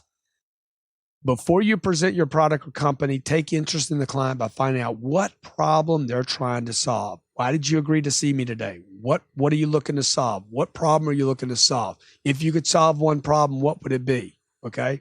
Have you ever done something similar like this in the past? Did you like it or not like it? See, I'm taking all interest in them and what they want. What will happen is this common ground, this rapport building thing that salespeople think is so priceless will happen on its own. If the customer agreed to see you or agreed to come see you, they have a problem they're trying to solve. Trust me. Learn how to break ice. Everybody can, baby. How do you stay motivated? How do you stay motivated? Okay. I think we used that whole piece right there. Robert, just keep it in. Only people listening to this program will have heard that. I just got off the phone negotiating with Robert Givens. Look him up, CBRE in South Florida, does commercial real estate. True story. You just heard it. You heard it here. You're the first to hear it. And tweet whatever part of that story you want, and I'll know you're listening to this right now. That'll get me a big smile on my face. How do you stay motivated? One of the questions I get from a lot of people of all industries, from all walks of life and all careers and all ages, how to stay motivated when you don't feel like you're getting anywhere. Look, this is not a unique problem. And I assure you that I have experienced it personally myself many, many times in my career. Thousands of times. This is not a unique problem to salespeople. Certainly, it's a universal challenge experienced by anyone trying to accomplish any goal. So the fact that you're not motivated, maybe today at this very moment, and struggling with how to get motivated when you're not getting anywhere, suggests you're trying to get somewhere.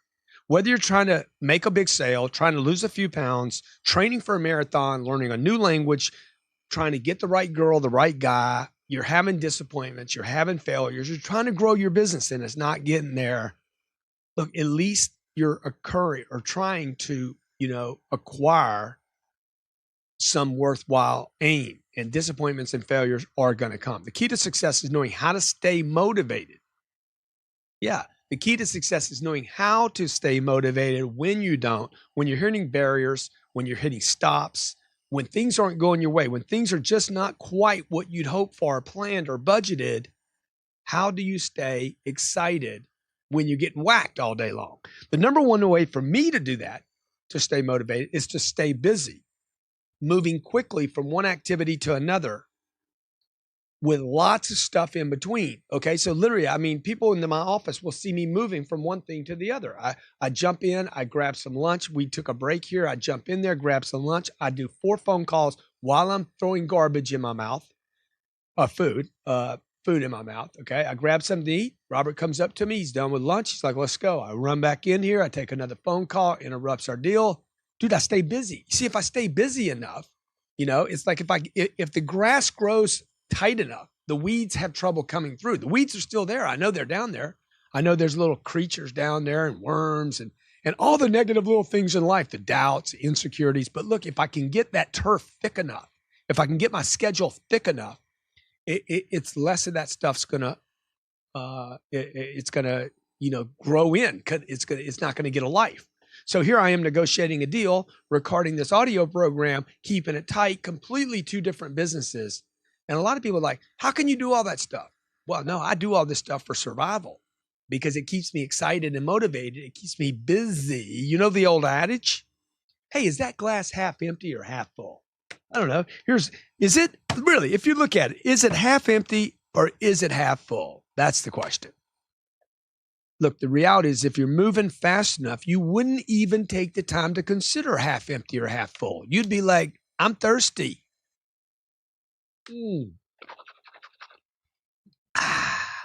I'm drinking, baby. I don't care if it's half empty, half full. Look, if you want to be a teacher and be in philosophy, then you need to get out of sales and get out of business and go be a teacher. This isn't philosophy. Real life is not philosophy. It's getting out of the big white tower, getting into the marketplace. And the way I stay motivated is I stay busy. Okay. The way I keep my relationship fresh with my wife is keep it busy. The way me and her get along the best is when we're both working on our careers in the same direction, keeping things going. And then we're not, focusing on each other's outpoints. My motivation comes from my attention to the future, not from being not from something done in the past. When I'm moving on to the next thing, I don't have time to get sucked into focusing on all the stuff I did wrong today, yesterday, last week, all the mistakes I made. I'm not even thinking about it. You know why? Because I'm busy again. See, most people are just not busy enough. They're not busy enough. Like they're not hammering, doing different things enough. When I'm moving on to the next thing, when you start moving on to the next thing and the next thing, you don't have time to get sucked into what went wrong. Instead, you'll have time to concentrate on what to do next. What's up next? What am I scared of next? I believe a lot of depression is actually a mislabeling of inactivity. Now, look, I'm not a doctor. I haven't done any analysis on this, and I don't think the people that actually call people depressant do any analyzing or studies or urine tests. So they're probably no more expert than I am. But I see a lot of people depressed because they're not active enough. They're not in the game. If there's a fire in your kitchen, I assure you, right now, just imagine you're sitting on the sofa, you feel a little depressed, you're in your office a little depressed, and all of a sudden there's a fire in your kitchen. Guarantee you, okay? Smoke, fire, heat, sirens going off. Depression will not be your issue. You will get busy. All of a sudden, your legs will work, your feet will work, okay? Your pump will be freaking, and you'll be like, I got to run, dog. I got to run. I got to put a fire out. I got to get busy. I got to do something. What just happened? You were motivated to produce, motivated to get a product. Either get your ass out of the apartment that's burning down or put the fire out, one of the two, but you got productive. You were motivated. See? Urgency, something to do. Some goal, something to escape, somewhere to go. Reduce short period of time, urgency. See, you'd be consumed in that moment, not by the fire. You're going to be consumed, not by your depression. You're going to be consumed with an object, a target, a deadline. I got to put this fire out. Or you're going to watch your house burn down. You might be depressed later, but not while it's happening. And the only way you'd be depressed later is if you don't get busy rebuilding this house or this office or this kitchen or whatever. You get it? Simple, man. Stay busy. The way to stay motivated is to stay busy. The other thing, oh, by the way, people will hate this about you. People that are living average lifestyles, putting in average amounts of activity will hate you for adopting this way of life. The other thing about staying motivated is you need to stay away from the bad news and the doomsayers. I talked about this in earlier chapters.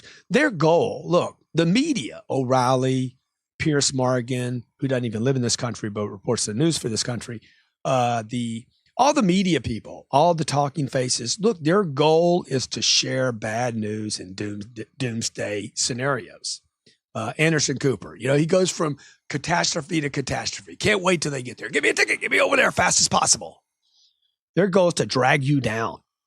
And don't kid yourself. I'm not over pitching this. Their goal is to drag you down and make sense of where you live and make you feel good about it by giving you 2 minutes of 58 minutes of how your life is better than the rest of the world, and 2 minutes of some little funny tidbit that, I like him, with the goal of keeping you on that sofa, in that chair, not feeling good about yourself, about your company, about the future, about the economy, and uncertain. They will only leave you feeling like more of a failure, more hopeless, just a little better off than the rest of the people. The world's coming to an end, more apathetic about taking action. And no wonder people aren't motivated, man. Instead, stay positive. Keep connected to people on your team. Don't find time for TV. Be so busy, like you're like, man, I haven't watched my favorite show in 6 weeks. And it's sitting on TiVo recorded, or sitting on Netflix, and that's the kind of problems you want. You miss your favorite show because you're so freaking busy. Instead, stay positive. Keep connected to people on your team. If you don't have a team, get one. In your group, if you don't have a good, strong group, get it. And get connected to training, motivation. I know all this sounds like la la la la la la la la la la. Dude, it's not la la. What you surround yourself with is how you're going to think. You want to stay motivated? Don't get motivated. Stay motivated by surrounding yourself in an environment that is motivational, and stay busy. Starting over with new clients. Look, making a brand, making a new start will cause anxiety and uncertainty. If you're completely certain about it, Look, if it was that easy, everybody would do it and you wouldn't even have space to. If you're starting over with a new product or a new company, or you need to get back to square one, because the reality is, look, we're all starting over. A guy called me the other day, man, I'm starting over my career. Bro, big deal. I mean, I start over every day. Okay. Sometimes I start over 2 and 3 times a day. Oh yeah, but I'm starting a new deal. Yeah, that's not a big deal. I start over every day. You should be thinking fresh like that. If you're starting over with a new product or a new company and you need to get back to square one, it can cause you to feel like you're defeated or a zero.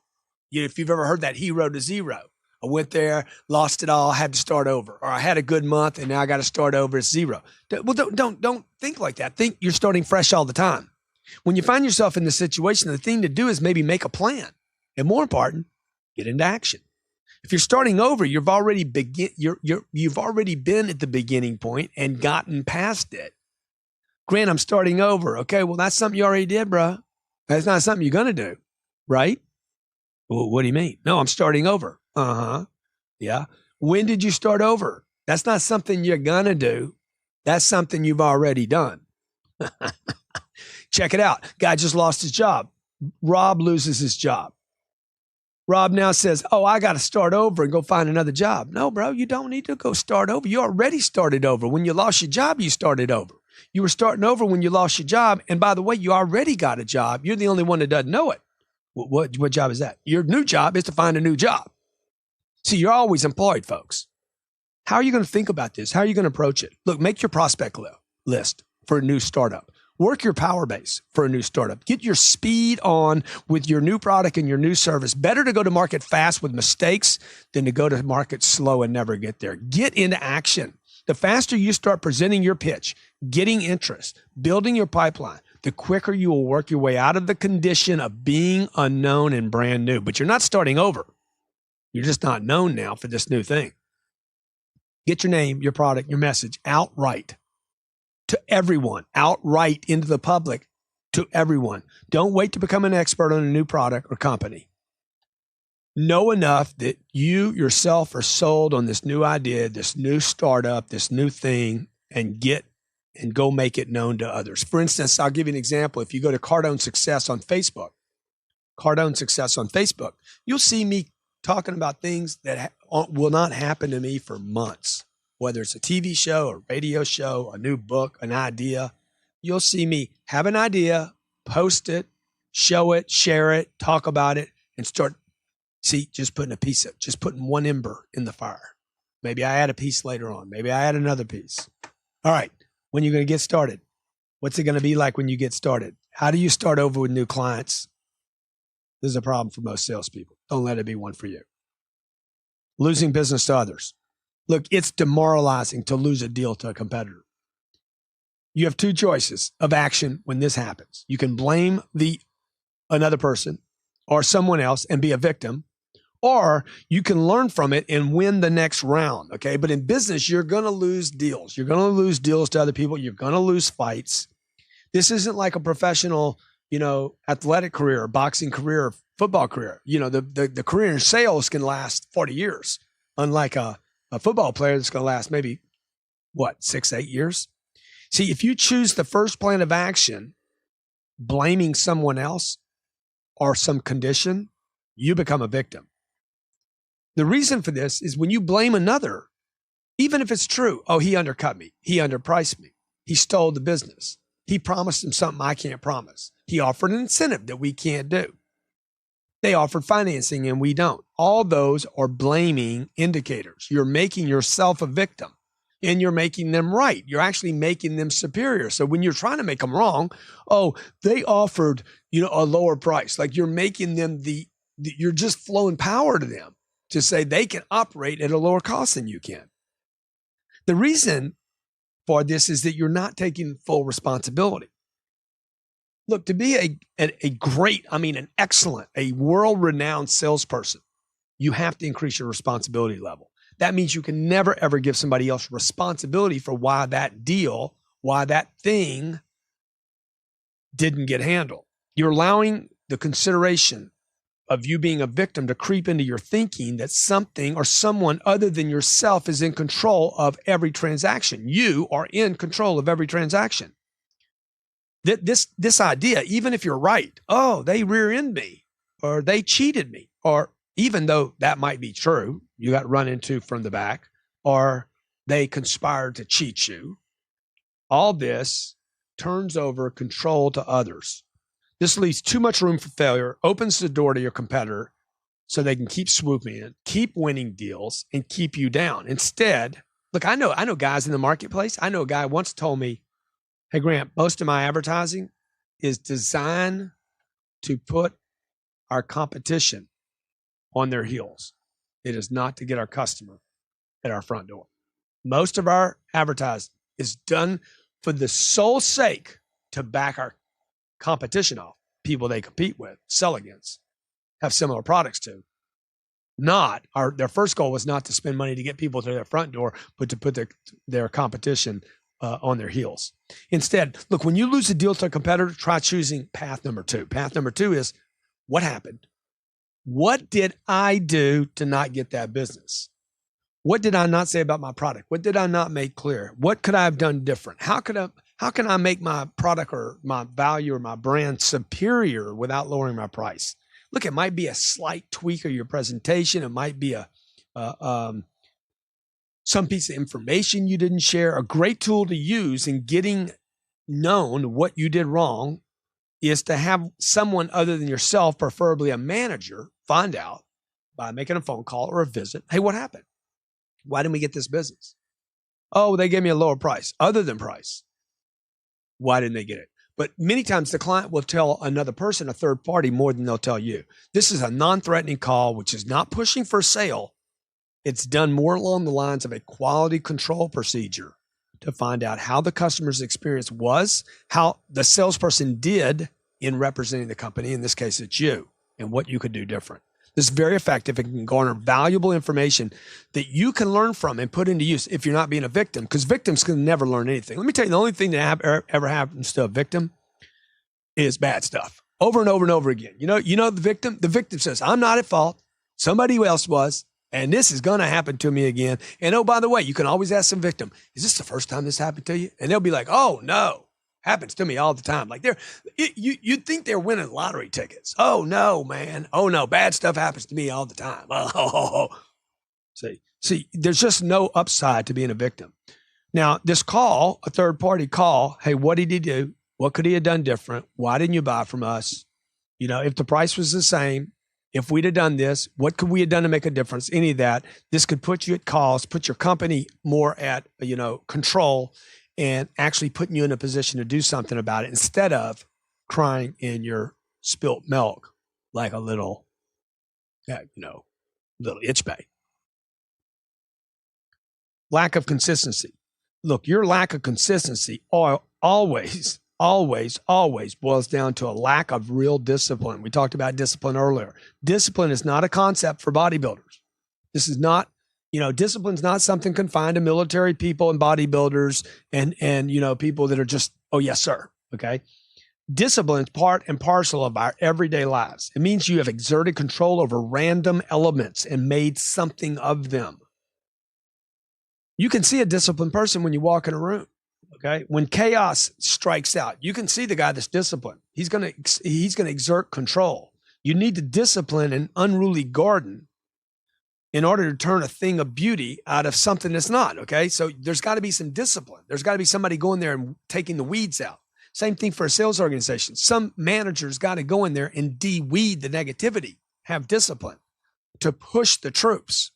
Your process of making phone calls, reaching out to new people, handling a customer correctly from the beginning through the follow-up.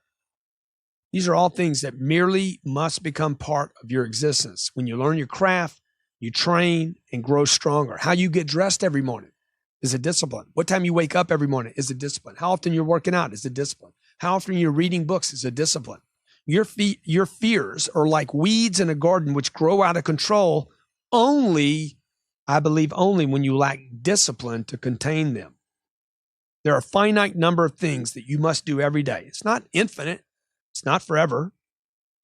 It's a finite number, only a handful of things you have to do every day to contain your environment and make sure you're in control of. There are a finite number of things that you have to do every day. And when you do them, an incredible blooming will occur for your success, your sales, and your income. If you don't do them, you will become overwhelmed by the weeds, decay, and unruliness. And you will become scared to even try because of a sense of no control. Take control each day and do what's needed. You know what that list is. If you go back to our schedule and look at our schedule, that's why important that is. If you want to check out our day runner, our day timer, or whatever you call your battle plan, your daily battle plan, we're creating a Grant Cardone goal sheet, schedule, battle plan, quote of the day. So each day you can lay out either on your computer or with a pen what discipline looks like to you in that day. Take control of each day, do what's needed, create a checklist for yourself, make sure you reach and exceed each target, or at least attempt to, and then better yourself the next day. Calls to 25 people, done. Give my business card to 30 new people, done. Write 50 emails, done. Post 50 times, done. Close 3 new deals, done. See, mark it off. Show how you're winning. Treat these items as a game. Improve your score every day. Soon, the dreaded need for discipline will be replaced by fine-tuned habits that create wealth for you, your family, and your business. By the way, you might want to put on your calendar Cardone Zone, Tuesdays, 1 o'clock Eastern Standard Time as part of your schedule. Discipline. Listen to me every day at noon or 1 o'clock Eastern Time, Tuesdays. And on Thursdays, Young Hustlers. Yeah, for the Young Hustlers. Thursday, 1 o'clock p.m. You can go to grantcardone.com/Cardone Zone or grantcardone.com/Young Hustlers. Cold calling. Prospecting. Who is my customer? Who would buy my product? Who is a customer for my product? Who would buy my product? Can you imagine standing on a street corner? Who's my customer? Hey, this is a question all salespeople ponder when looking for prospects and starting a point for their business. How do I expand it? How do I sell something? Who's my customer? Who got some money for us? See, you will innately have this answer the moment you fully understand and are sold on your product yourself. You see, once you're sold on your product completely, you'll know all the problems that your product solves, or you should. Then you're armed with all this information that you need to talk to anyone about the product or service you're selling. Who is my customer? This is the question you have to answer. You'll know immediately who has the problems that your product or service solves. Who are these people? Where are these people? How can I get in front of them? How can I talk to them? Where are they out online? How do I cold call them? How do I prospect them? How do I get them? How do I get myself known to them? Okay. How do I cold call? Pick up the phone and call somebody. How do you do this? Hey, you don't know me, but I want to talk to you and I want to sell you something. Could be. Hey, that'd be better than no call. Step 1, leave your fear, your reservation, or your inhibition at home. Okay. You're going to make a call? Leave it. Just say, hey, fear, reservation, inhibition, take a moment. Step 2, you need to look and sound professional. Step 3, map out several potential clients based on who needs your product or service. Step 4, go visit them or call them. That's the only way. Okay. Email doesn't count. Post on Facebook doesn't count. A LinkedIn post doesn't count. Call them, talk to them, or go see them. Be confident when you arrive. The fact that I'm picking up a telephone and calling somebody doesn't mean I'm not arriving. I need to be as positive on the phone as I would be if I was walking in the front door. Look, I got some guys that work with me. They're real road warriors. I mean, these guys that work in my organization, they've cold called every city in the United States. Walk in, cold call on a millionaire, midday, without an appointment, get past the gatekeeper, grab the guy's hand, apologize for taking time. Thank you for seeing me. I know I'm going to spend 4 minutes with you. Don't want to waste it. You give me 4 minutes, I'm going to share some information with you that I promise you will change your month. Get out of here. I'm not interested. I don't have time for this. Who are you to walk in here? See, they know how to handle all that. Stone cold killers. Walk in anybody. Believe in their product. They believe in their service. They believe in themselves enough to walk in cold. Their complete belief in the fact that our product can improve the lives of their customers, our customers, and give them and their people confidence and improve the lives of the people that we're calling on. Their complete belief in that allows them to do what most people won't do. Pick up the phone and call somebody cold, or walk in and get through the front door calling somebody cold. They walk into companies, bypass salespeople, entire hundreds of people, and walk straight into the owner's office, straight to the decision maker, just by their manner in which they carry themselves. Man, learn how to do that. Nobody was born with that skill. They exude this air of, I belong here. I know where I'm going. I know where my customer is. I know what I'm here to say. I know exactly what I'm going to say when I walk in the door, and I know exactly what they're going to hit me with. Oh, man. I know some of you are experiencing fright just by my example. Believe in your product. Believe in your service. Negate your fear, or use it. Better use it by getting into action. Pure, massive action will drown out fear and allow you to cold call. These people on the internet that said, never cold call again. Oh, yeah, it sounds like a dream, doesn't it? Look, if you won't cold call, you will not reach people that need your product. Commission only, no security. This is a big problem for salespeople, particularly in our culture today, with so many people looking for the government to secure them, a safety net, protection, so much uncertainty in so many places. Look, growing up, we were all taught to study hard, get a good education, land a job with a major company, work 9 to 5, take 2 weeks a year off, retire with a little money in a company-subsidized 401k, and everything is going to be okay. Unemployment, Social Security will kick in. Now they're coming in with health care. Look, this was the safe thing to do when you were planning for your future 75 years ago. Parents, teachers, counselors preached this philosophy to countless students who were fighting to paint, dance, create video games, and think outside the box. Parents, teachers, and counselors have preached this philosophy. The media preaches this philosophy. The financial planners preach this philosophy, this idea of retirement one day. The guy selling 401ks, the guy selling mutual funds. Culture for 50 years has preached, buy a house, get a good job. While many of you were sitting there saying, man, I just want to paint. I want to dance. I want to do a movie. I want to create video games. I want to do something outside the box. And these people were literally sitting there crushing your dreams, telling you, oh, no, don't do that. There's no safety in it. There's no security. Putting your future in the hands of a stock market, a real estate market, a CEO, a large bank, the rules of commerce is actually the most precarious thing you could do. Witness the events of just the most recent 2008 when the giants like Lehman Brothers, JP Morgan, Chase, Merrill Lynch doesn't exist anymore. Lehman doesn't exist anymore. They were stung by such massive losses. A couple of them disappeared so that a couple could stay. Thousands of locations closed. Companies that have been around for hundreds of years laid off millions of people, and some of those companies completely dissolved. What kind of security are you talking about? And you're talking about commission? All those people were on salaries. What we have to come to value as what we have to come to reality with is that, look, that this safety, this environment, this safe and secure, you got unemployment that's being challenged today, whether it's even financially viable. Social Security, is it viable? Can it pay out in the next 10 or 15 or 20 years? Will Medicare even be here? There is no such thing as security or a safe job. Industries, entire industries are disappearing. Remember the telephone BlackBerry, if any of you can remember that far back. It was only 5 years ago. They owned the market. They're an $8 stock now. I think they were 800 at one time. Safe job? You want a safe job with a salary? What does that mean? Look, the truth is, we're all innovators.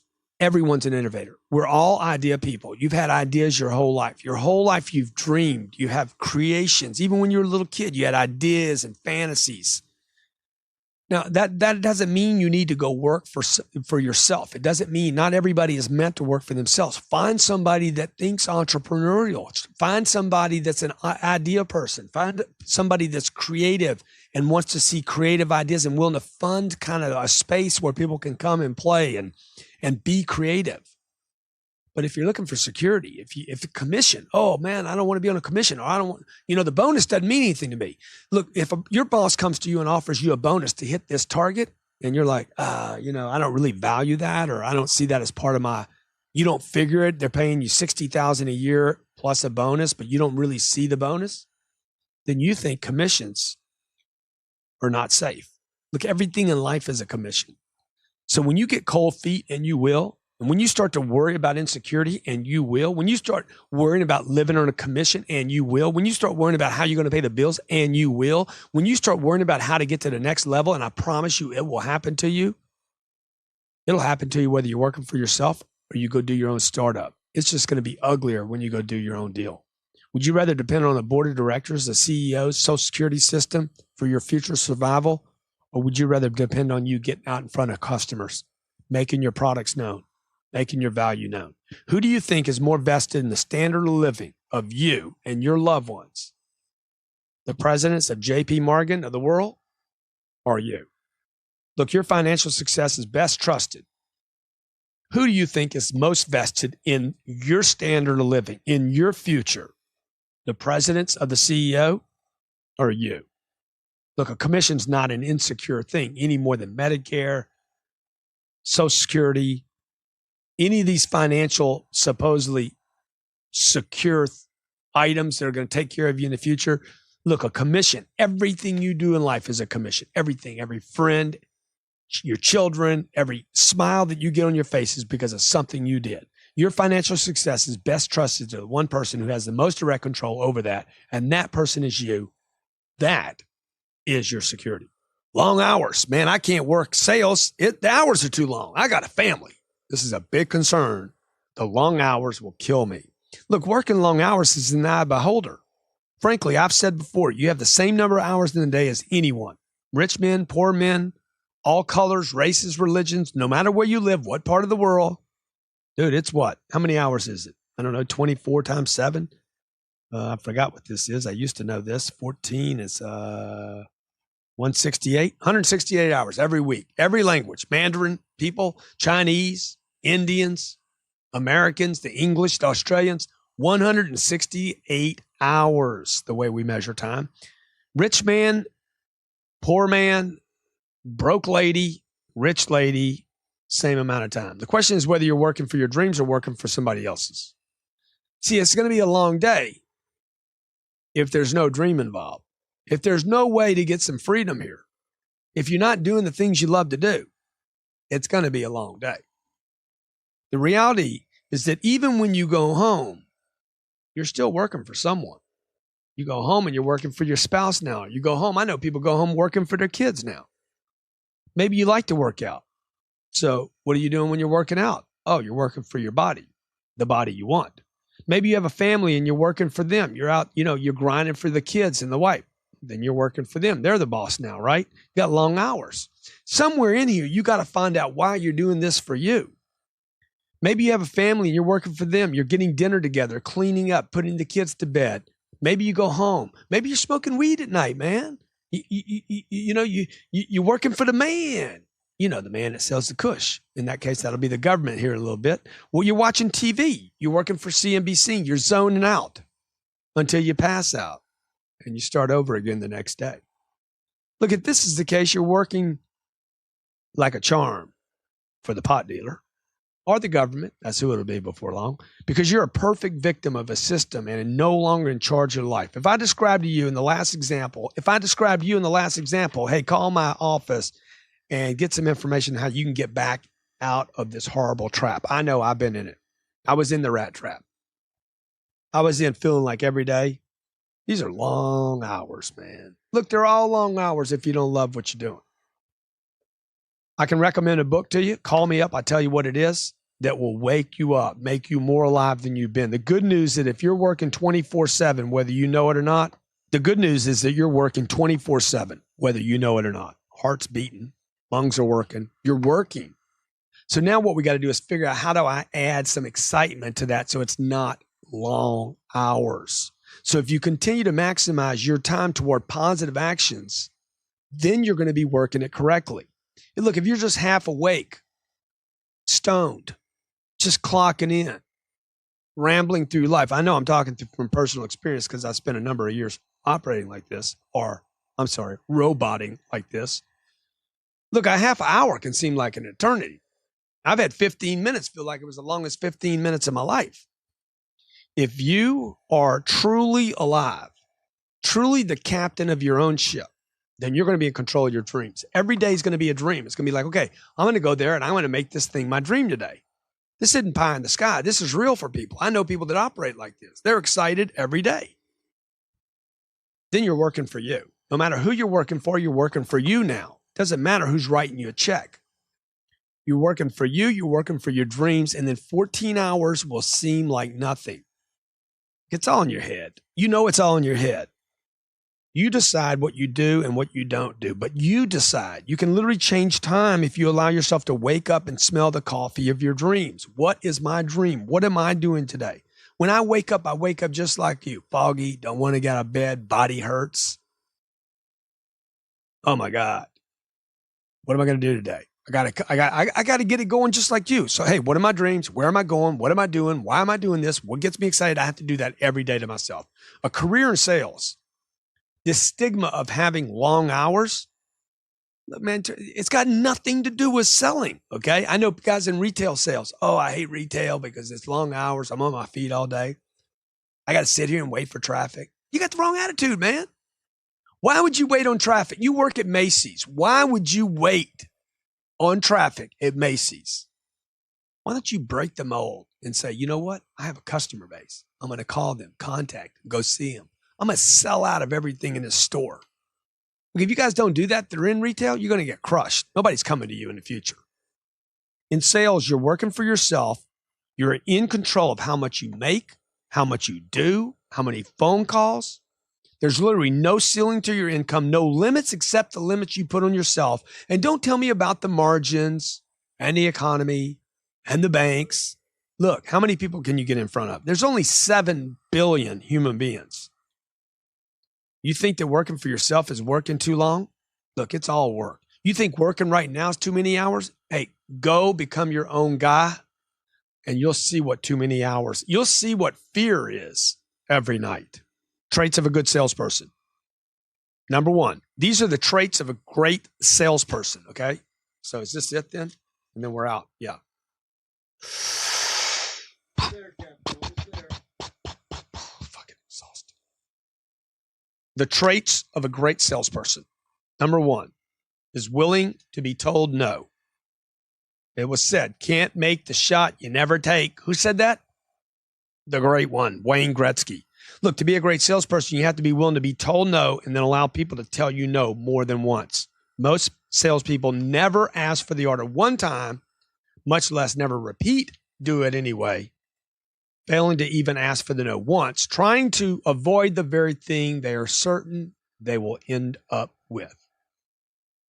Number 2, ask for the order regardless.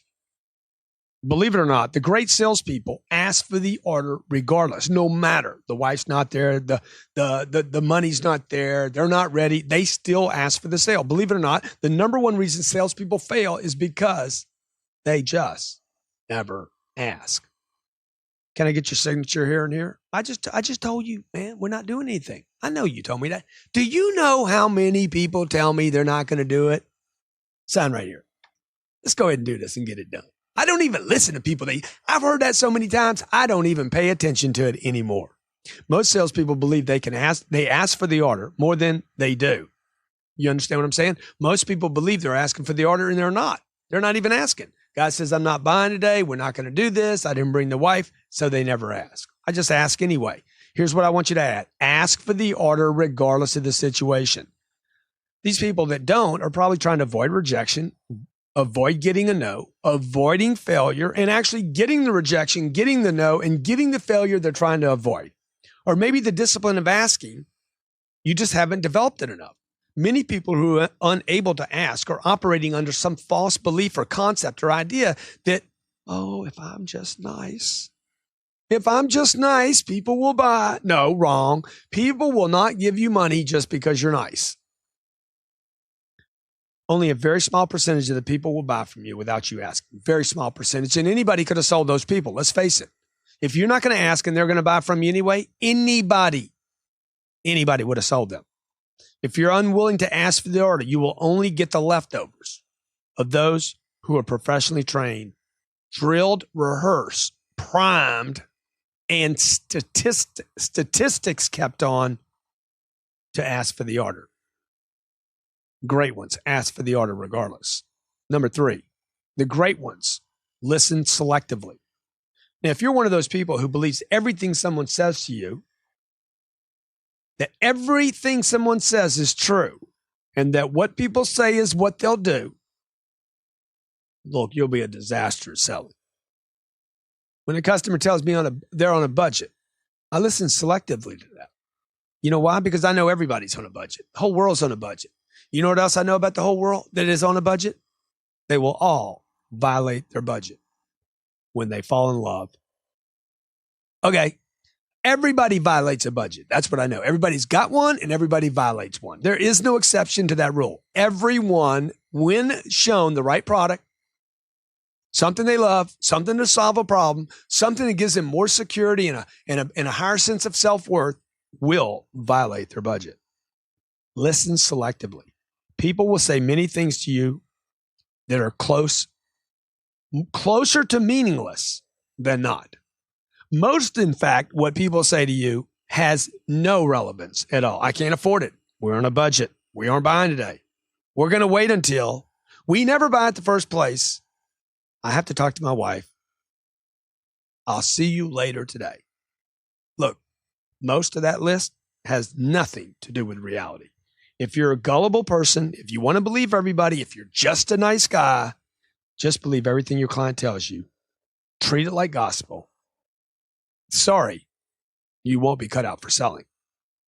The great ones listen selectively. Number 4, the great ones stay sold on their story, on their own story. If you happen to be one of those personality types that is easily sold on another story, unable to hold your position and conviction and belief about those things you're sold on, and then start buying their story, you will be stuck at selling your own products. You will suck at selling your own products, not stuck. You will suck at selling your own products, and you'll be great at getting sold on others.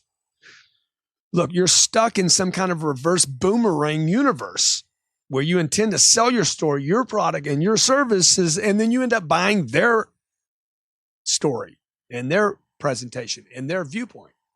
Oh, Grant, we can't afford it. You showed somebody something they don't need to buy. They knew when they came in they were on a budget. You show it to them, and what do they say? Oh my God, we got problems at home. My mom's sick, and I don't have any insurance, and the economy's bad, and we're gonna wait. We're gonna wait until the economy gets better and my mom's healthy. Look, man, and you buy it. Oh yeah, okay, you should do that. You should do that. Oh yeah, and I need to pray about it too. And you buy the whole deal. You buy the whole package because you're gullible and untrained. And you're a good person. But here's the reality. This person left their home knowing, just want to remind you, left their home and came to you knowing the mom was sick, knowing they had a budget problem, and knowing the economy sucked, and knowing that they're God-fearing people. And they still came to you. What does that tell you? That tells you they'll violate all their agreements. And that if they're truly God-fearing, they've already prayed to God this morning when they left their house and said, hey, we're going to go see Grant. And we're going to look at his product, even knowing the mom's sick, we're over budget, and the economy sucks. See, you bought the story. I didn't. The great salespeople, the great ones, stay sold on their proposition. Santa Claus is a perfect example of someone that stays sold on their product, their service, and their offering. Santa sells everybody. Number 5, the great salespeople ask questions and they get answers. Number 5, the great salespeople ask questions. Look, if you hate asking questions, you hate prying, you hate digging, and you feel like doing that is too personal or it feels like prying into someone's business or invading. Look, you're not going to make it in the field of sales, and you definitely will not make it in the field of negotiating and closing. What is your income? I asked the customer. How much money you guys make? You feel strange about asking that question? You need to learn how to get used to asking that question. How long have you worked at that company? Who is the decision maker in the household? Look, if it comes down to flipping a coin, who wins? Okay. And literally, we flip the coin. Who's going to be the decision maker? And it lands on its side. Who picks? Who wins? Who gets their way? Why can't you guys do this today? Why can't you? Oh, man, I already told you the payment's too high. Why can't you make a payment that's too high? Well, we never buy at the first place. Why can't you buy at the first place? Why can't you change your mind? Why can't you do it anyway? Why can't you do it even though your mom's sick? Why can't you do it even though the economy's bad? Why can't you? Why don't you do it anyway? Who makes these kind of decisions? When did you decide to use that plan? How much money do you have? When you say the economy's bad, what does that mean? See, if you can't ask those kind of questions and get uncomfortable and ask and pry and dig and find out, why do you say the price is too high? Compared to what? When you say the price is too high, what do you mean? If you love it, what does it matter? So what the payments are too high? Don't make them all. See what I'm saying? I'm going to pry. I'm going to dig in, dude. Why? Because I'm sold on my product, my service. So what is too much money? People spend too much money every day. Ask questions. Number 6, the greats. The greats don't just ask questions. They always get answers to questions. If you notice great salespeople, they know how to get you to tell them the answer to a question. I know a lot of salespeople, they don't mind doing number 5, asking questions. The problem is they never take the time to actually get an answer. And even when people answer, they don't listen. So they don't even know what the guy said. I was with a man yesterday, asked me what I wanted. Before I could even answer, he's showing me something else. I'm like, dude, you just asked me a question. You asked me what I wanted. I'm about to tell you what I want. I'm about to tell you what I value. I'm about to tell you what I want to look at first, what I value the most, what I pay for. You didn't even listen. These people believe, the great ones, believe that they control conversations by asking questions and getting answers. See, an amateur salesperson believes they control the sale by asking questions, but it's not true. The great ones know that they control the sale by asking and getting answers and duplicating the data. They ask a question, then they ask another question. This is an amateur. And then they ask another question. Sometimes they don't even get any answers and they don't even know it. The person who controls the sale is not the person simply asking questions, but the person who gets answers to questions. How much money do you make?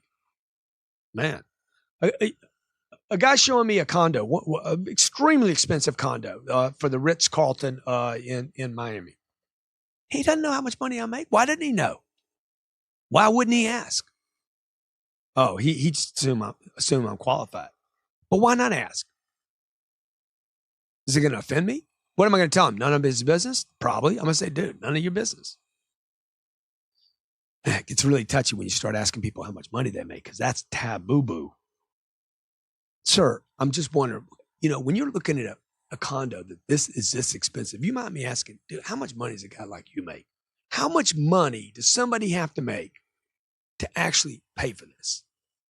See, there's a lot of ways you could ask that and get a question to and break that common ground, that uncomfortable, and start to really get in communication with somebody. Just make sure you give them time to breathe. And always, if you're going to step through the door, always get an answer to the question. Number 7, knows that price is never the issue. If you believe that the lowest price is the reason people buy things, then you should not consider sales. You should become a clerk at Walmart or McDonald's or a waiter in a restaurant. Cheaper alternatives can replace anything and everything, including Walmart's and the 99-cent store. If you're out looking for a job and you want a better wage, you better get yourself understanding that you're a salesperson now and you don't want to be the lowest cost provider. I don't care if it's a purse, a phone, a job, a TV, an automobile, insurance, mortgage. Someone can and someone will sell their product for less money. Even more of a reality is that most of the things that are bought and sold on this planet every day are not even necessary to have. Let's face it. I mean, what do I need every day? I need oxygen. I need a roof over my head, not even mandatory. I don't have to have that. Everything else is kind of a plus point. Everything else is. From the shoes I wear, to the socks, to the underwear, to the phone I have, Everything else is pretty much a privilege. Anything can be bought cheaper. The great salespeople know that too high is a myth. Too high. I can't afford it. I can't do that. That's too much money. The great ones know that the price objection is not the reason people buy or don't buy something. If you believe the lowest price is the reason people buy things, you will never be great at sales. Number 8. The great ones are willing to pressure and persist. And in fact, the great ones that I have met believe, the really great ones, the ones that can sell in down cycles and up cycles, believe that, in fact, most of selling, the greats believe that most of selling, most of it requires some level of pressure and persistence.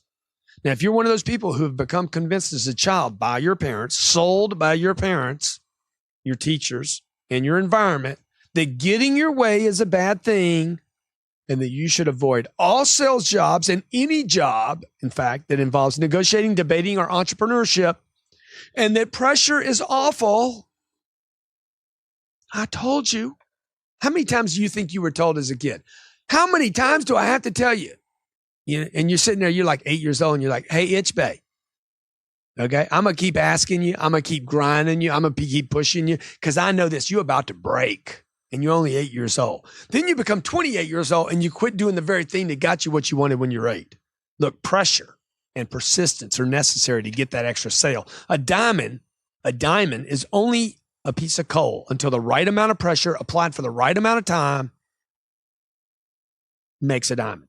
People will not separate from their money or make decisions, even bigger deal, just to make a decision, without someone building value and then someone insisting on that person taking action. Somebody has to be sold. Somebody has to be convinced this is the right thing. Do it. Now's the time. Look, you have to learn how to use pressure professionally. You have to learn how to professionally persist so people feel good about it. If you despise pressure or persistence, don't do sales. Do not do sales. Stay away from it. Now, if you've committed to sales, then what you have to do is you have to learn how to love pressure and love persistence. And I promise you there can be a way for you to learn and love both. Number 9, the great salespeople believe selling is a good thing. Most salespeople actually believe that what they're doing is wrong and unethical. The average salespeople don't believe in what they're doing, believe it or not. And they actually believe that what they're doing is bad. It's a bad thing. I shouldn't be doing this. I feel bad about it. Dude, because you're not sold in your product. You're not sold in your service. You're not sold in your company. Even one small dose, one little tiny, piece of this type of thinking can kill your chance of making a sale. Great salespeople are proud of their title, proud of their profession, proud of their product, proud of their company. They'll defend it. They'll fight for it. They believe in it. They don't call themselves consultants. They have salesperson on their card, okay? They don't call themselves something else. They don't actually object to their own prices. They don't think they're overpaid. They're sold. They believe that what they're doing is a good thing, of good value, and a good exchange. Number 10, the really, really great ones, the really super great, they train and prepare themselves. They find time for books, programs like you're listening to right now, and they don't listen to them once or twice. They repeat them over and over. The great ones are the ones you're going to find on the front rows of seminars. Bookcases with books, audio programs in their car. These people are not hit and miss. I'm not talking about some guy that got in the real estate market and he was good for 3 or 4 or 5 years, or he's good when it swings. And then when it comes down, he kind of loafs it out for 3 or 4 years, conserves his capital. I'm talking about the guys that are great on the way up, great on the way down. They're just always producing. Training and preparation is an ingredient of the great ones. If you're one of those people who thinks that you're going to be successful just because you hit it at the right time, just because you have natural abilities, but you're unwilling to train and prepare, I promise you, you're going to be punished. And I don't mean punished hurt. I mean punished compared to your potential. And there's no punishment greater than that. Your potential's up here and you're delivering at this level. I don't care if you're the top guy in your company, your region, or the country. If your potential's up here, you know the truth. You can be an average salesperson if you want to be. You can be an average delivery mechanism. You're going to die broke.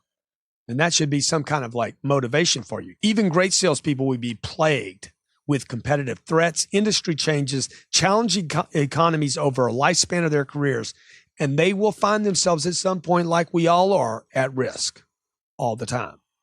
To be great at selling, you'll have to make a commitment to sales training, seminars, books, audio programs, downloads, virtual online universities like Cardone University, and staying connected to sales tips and strategies like our strategy every week that I send you for free, cardonesuccess.com.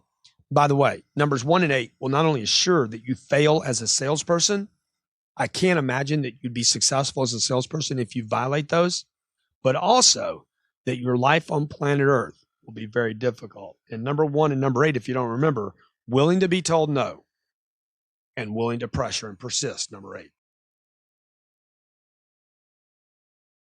I hope you've enjoyed Sell or Be Sold. It's been my pleasure to read this book to you, to expand on it, to ad lib, to joke around, to kick around.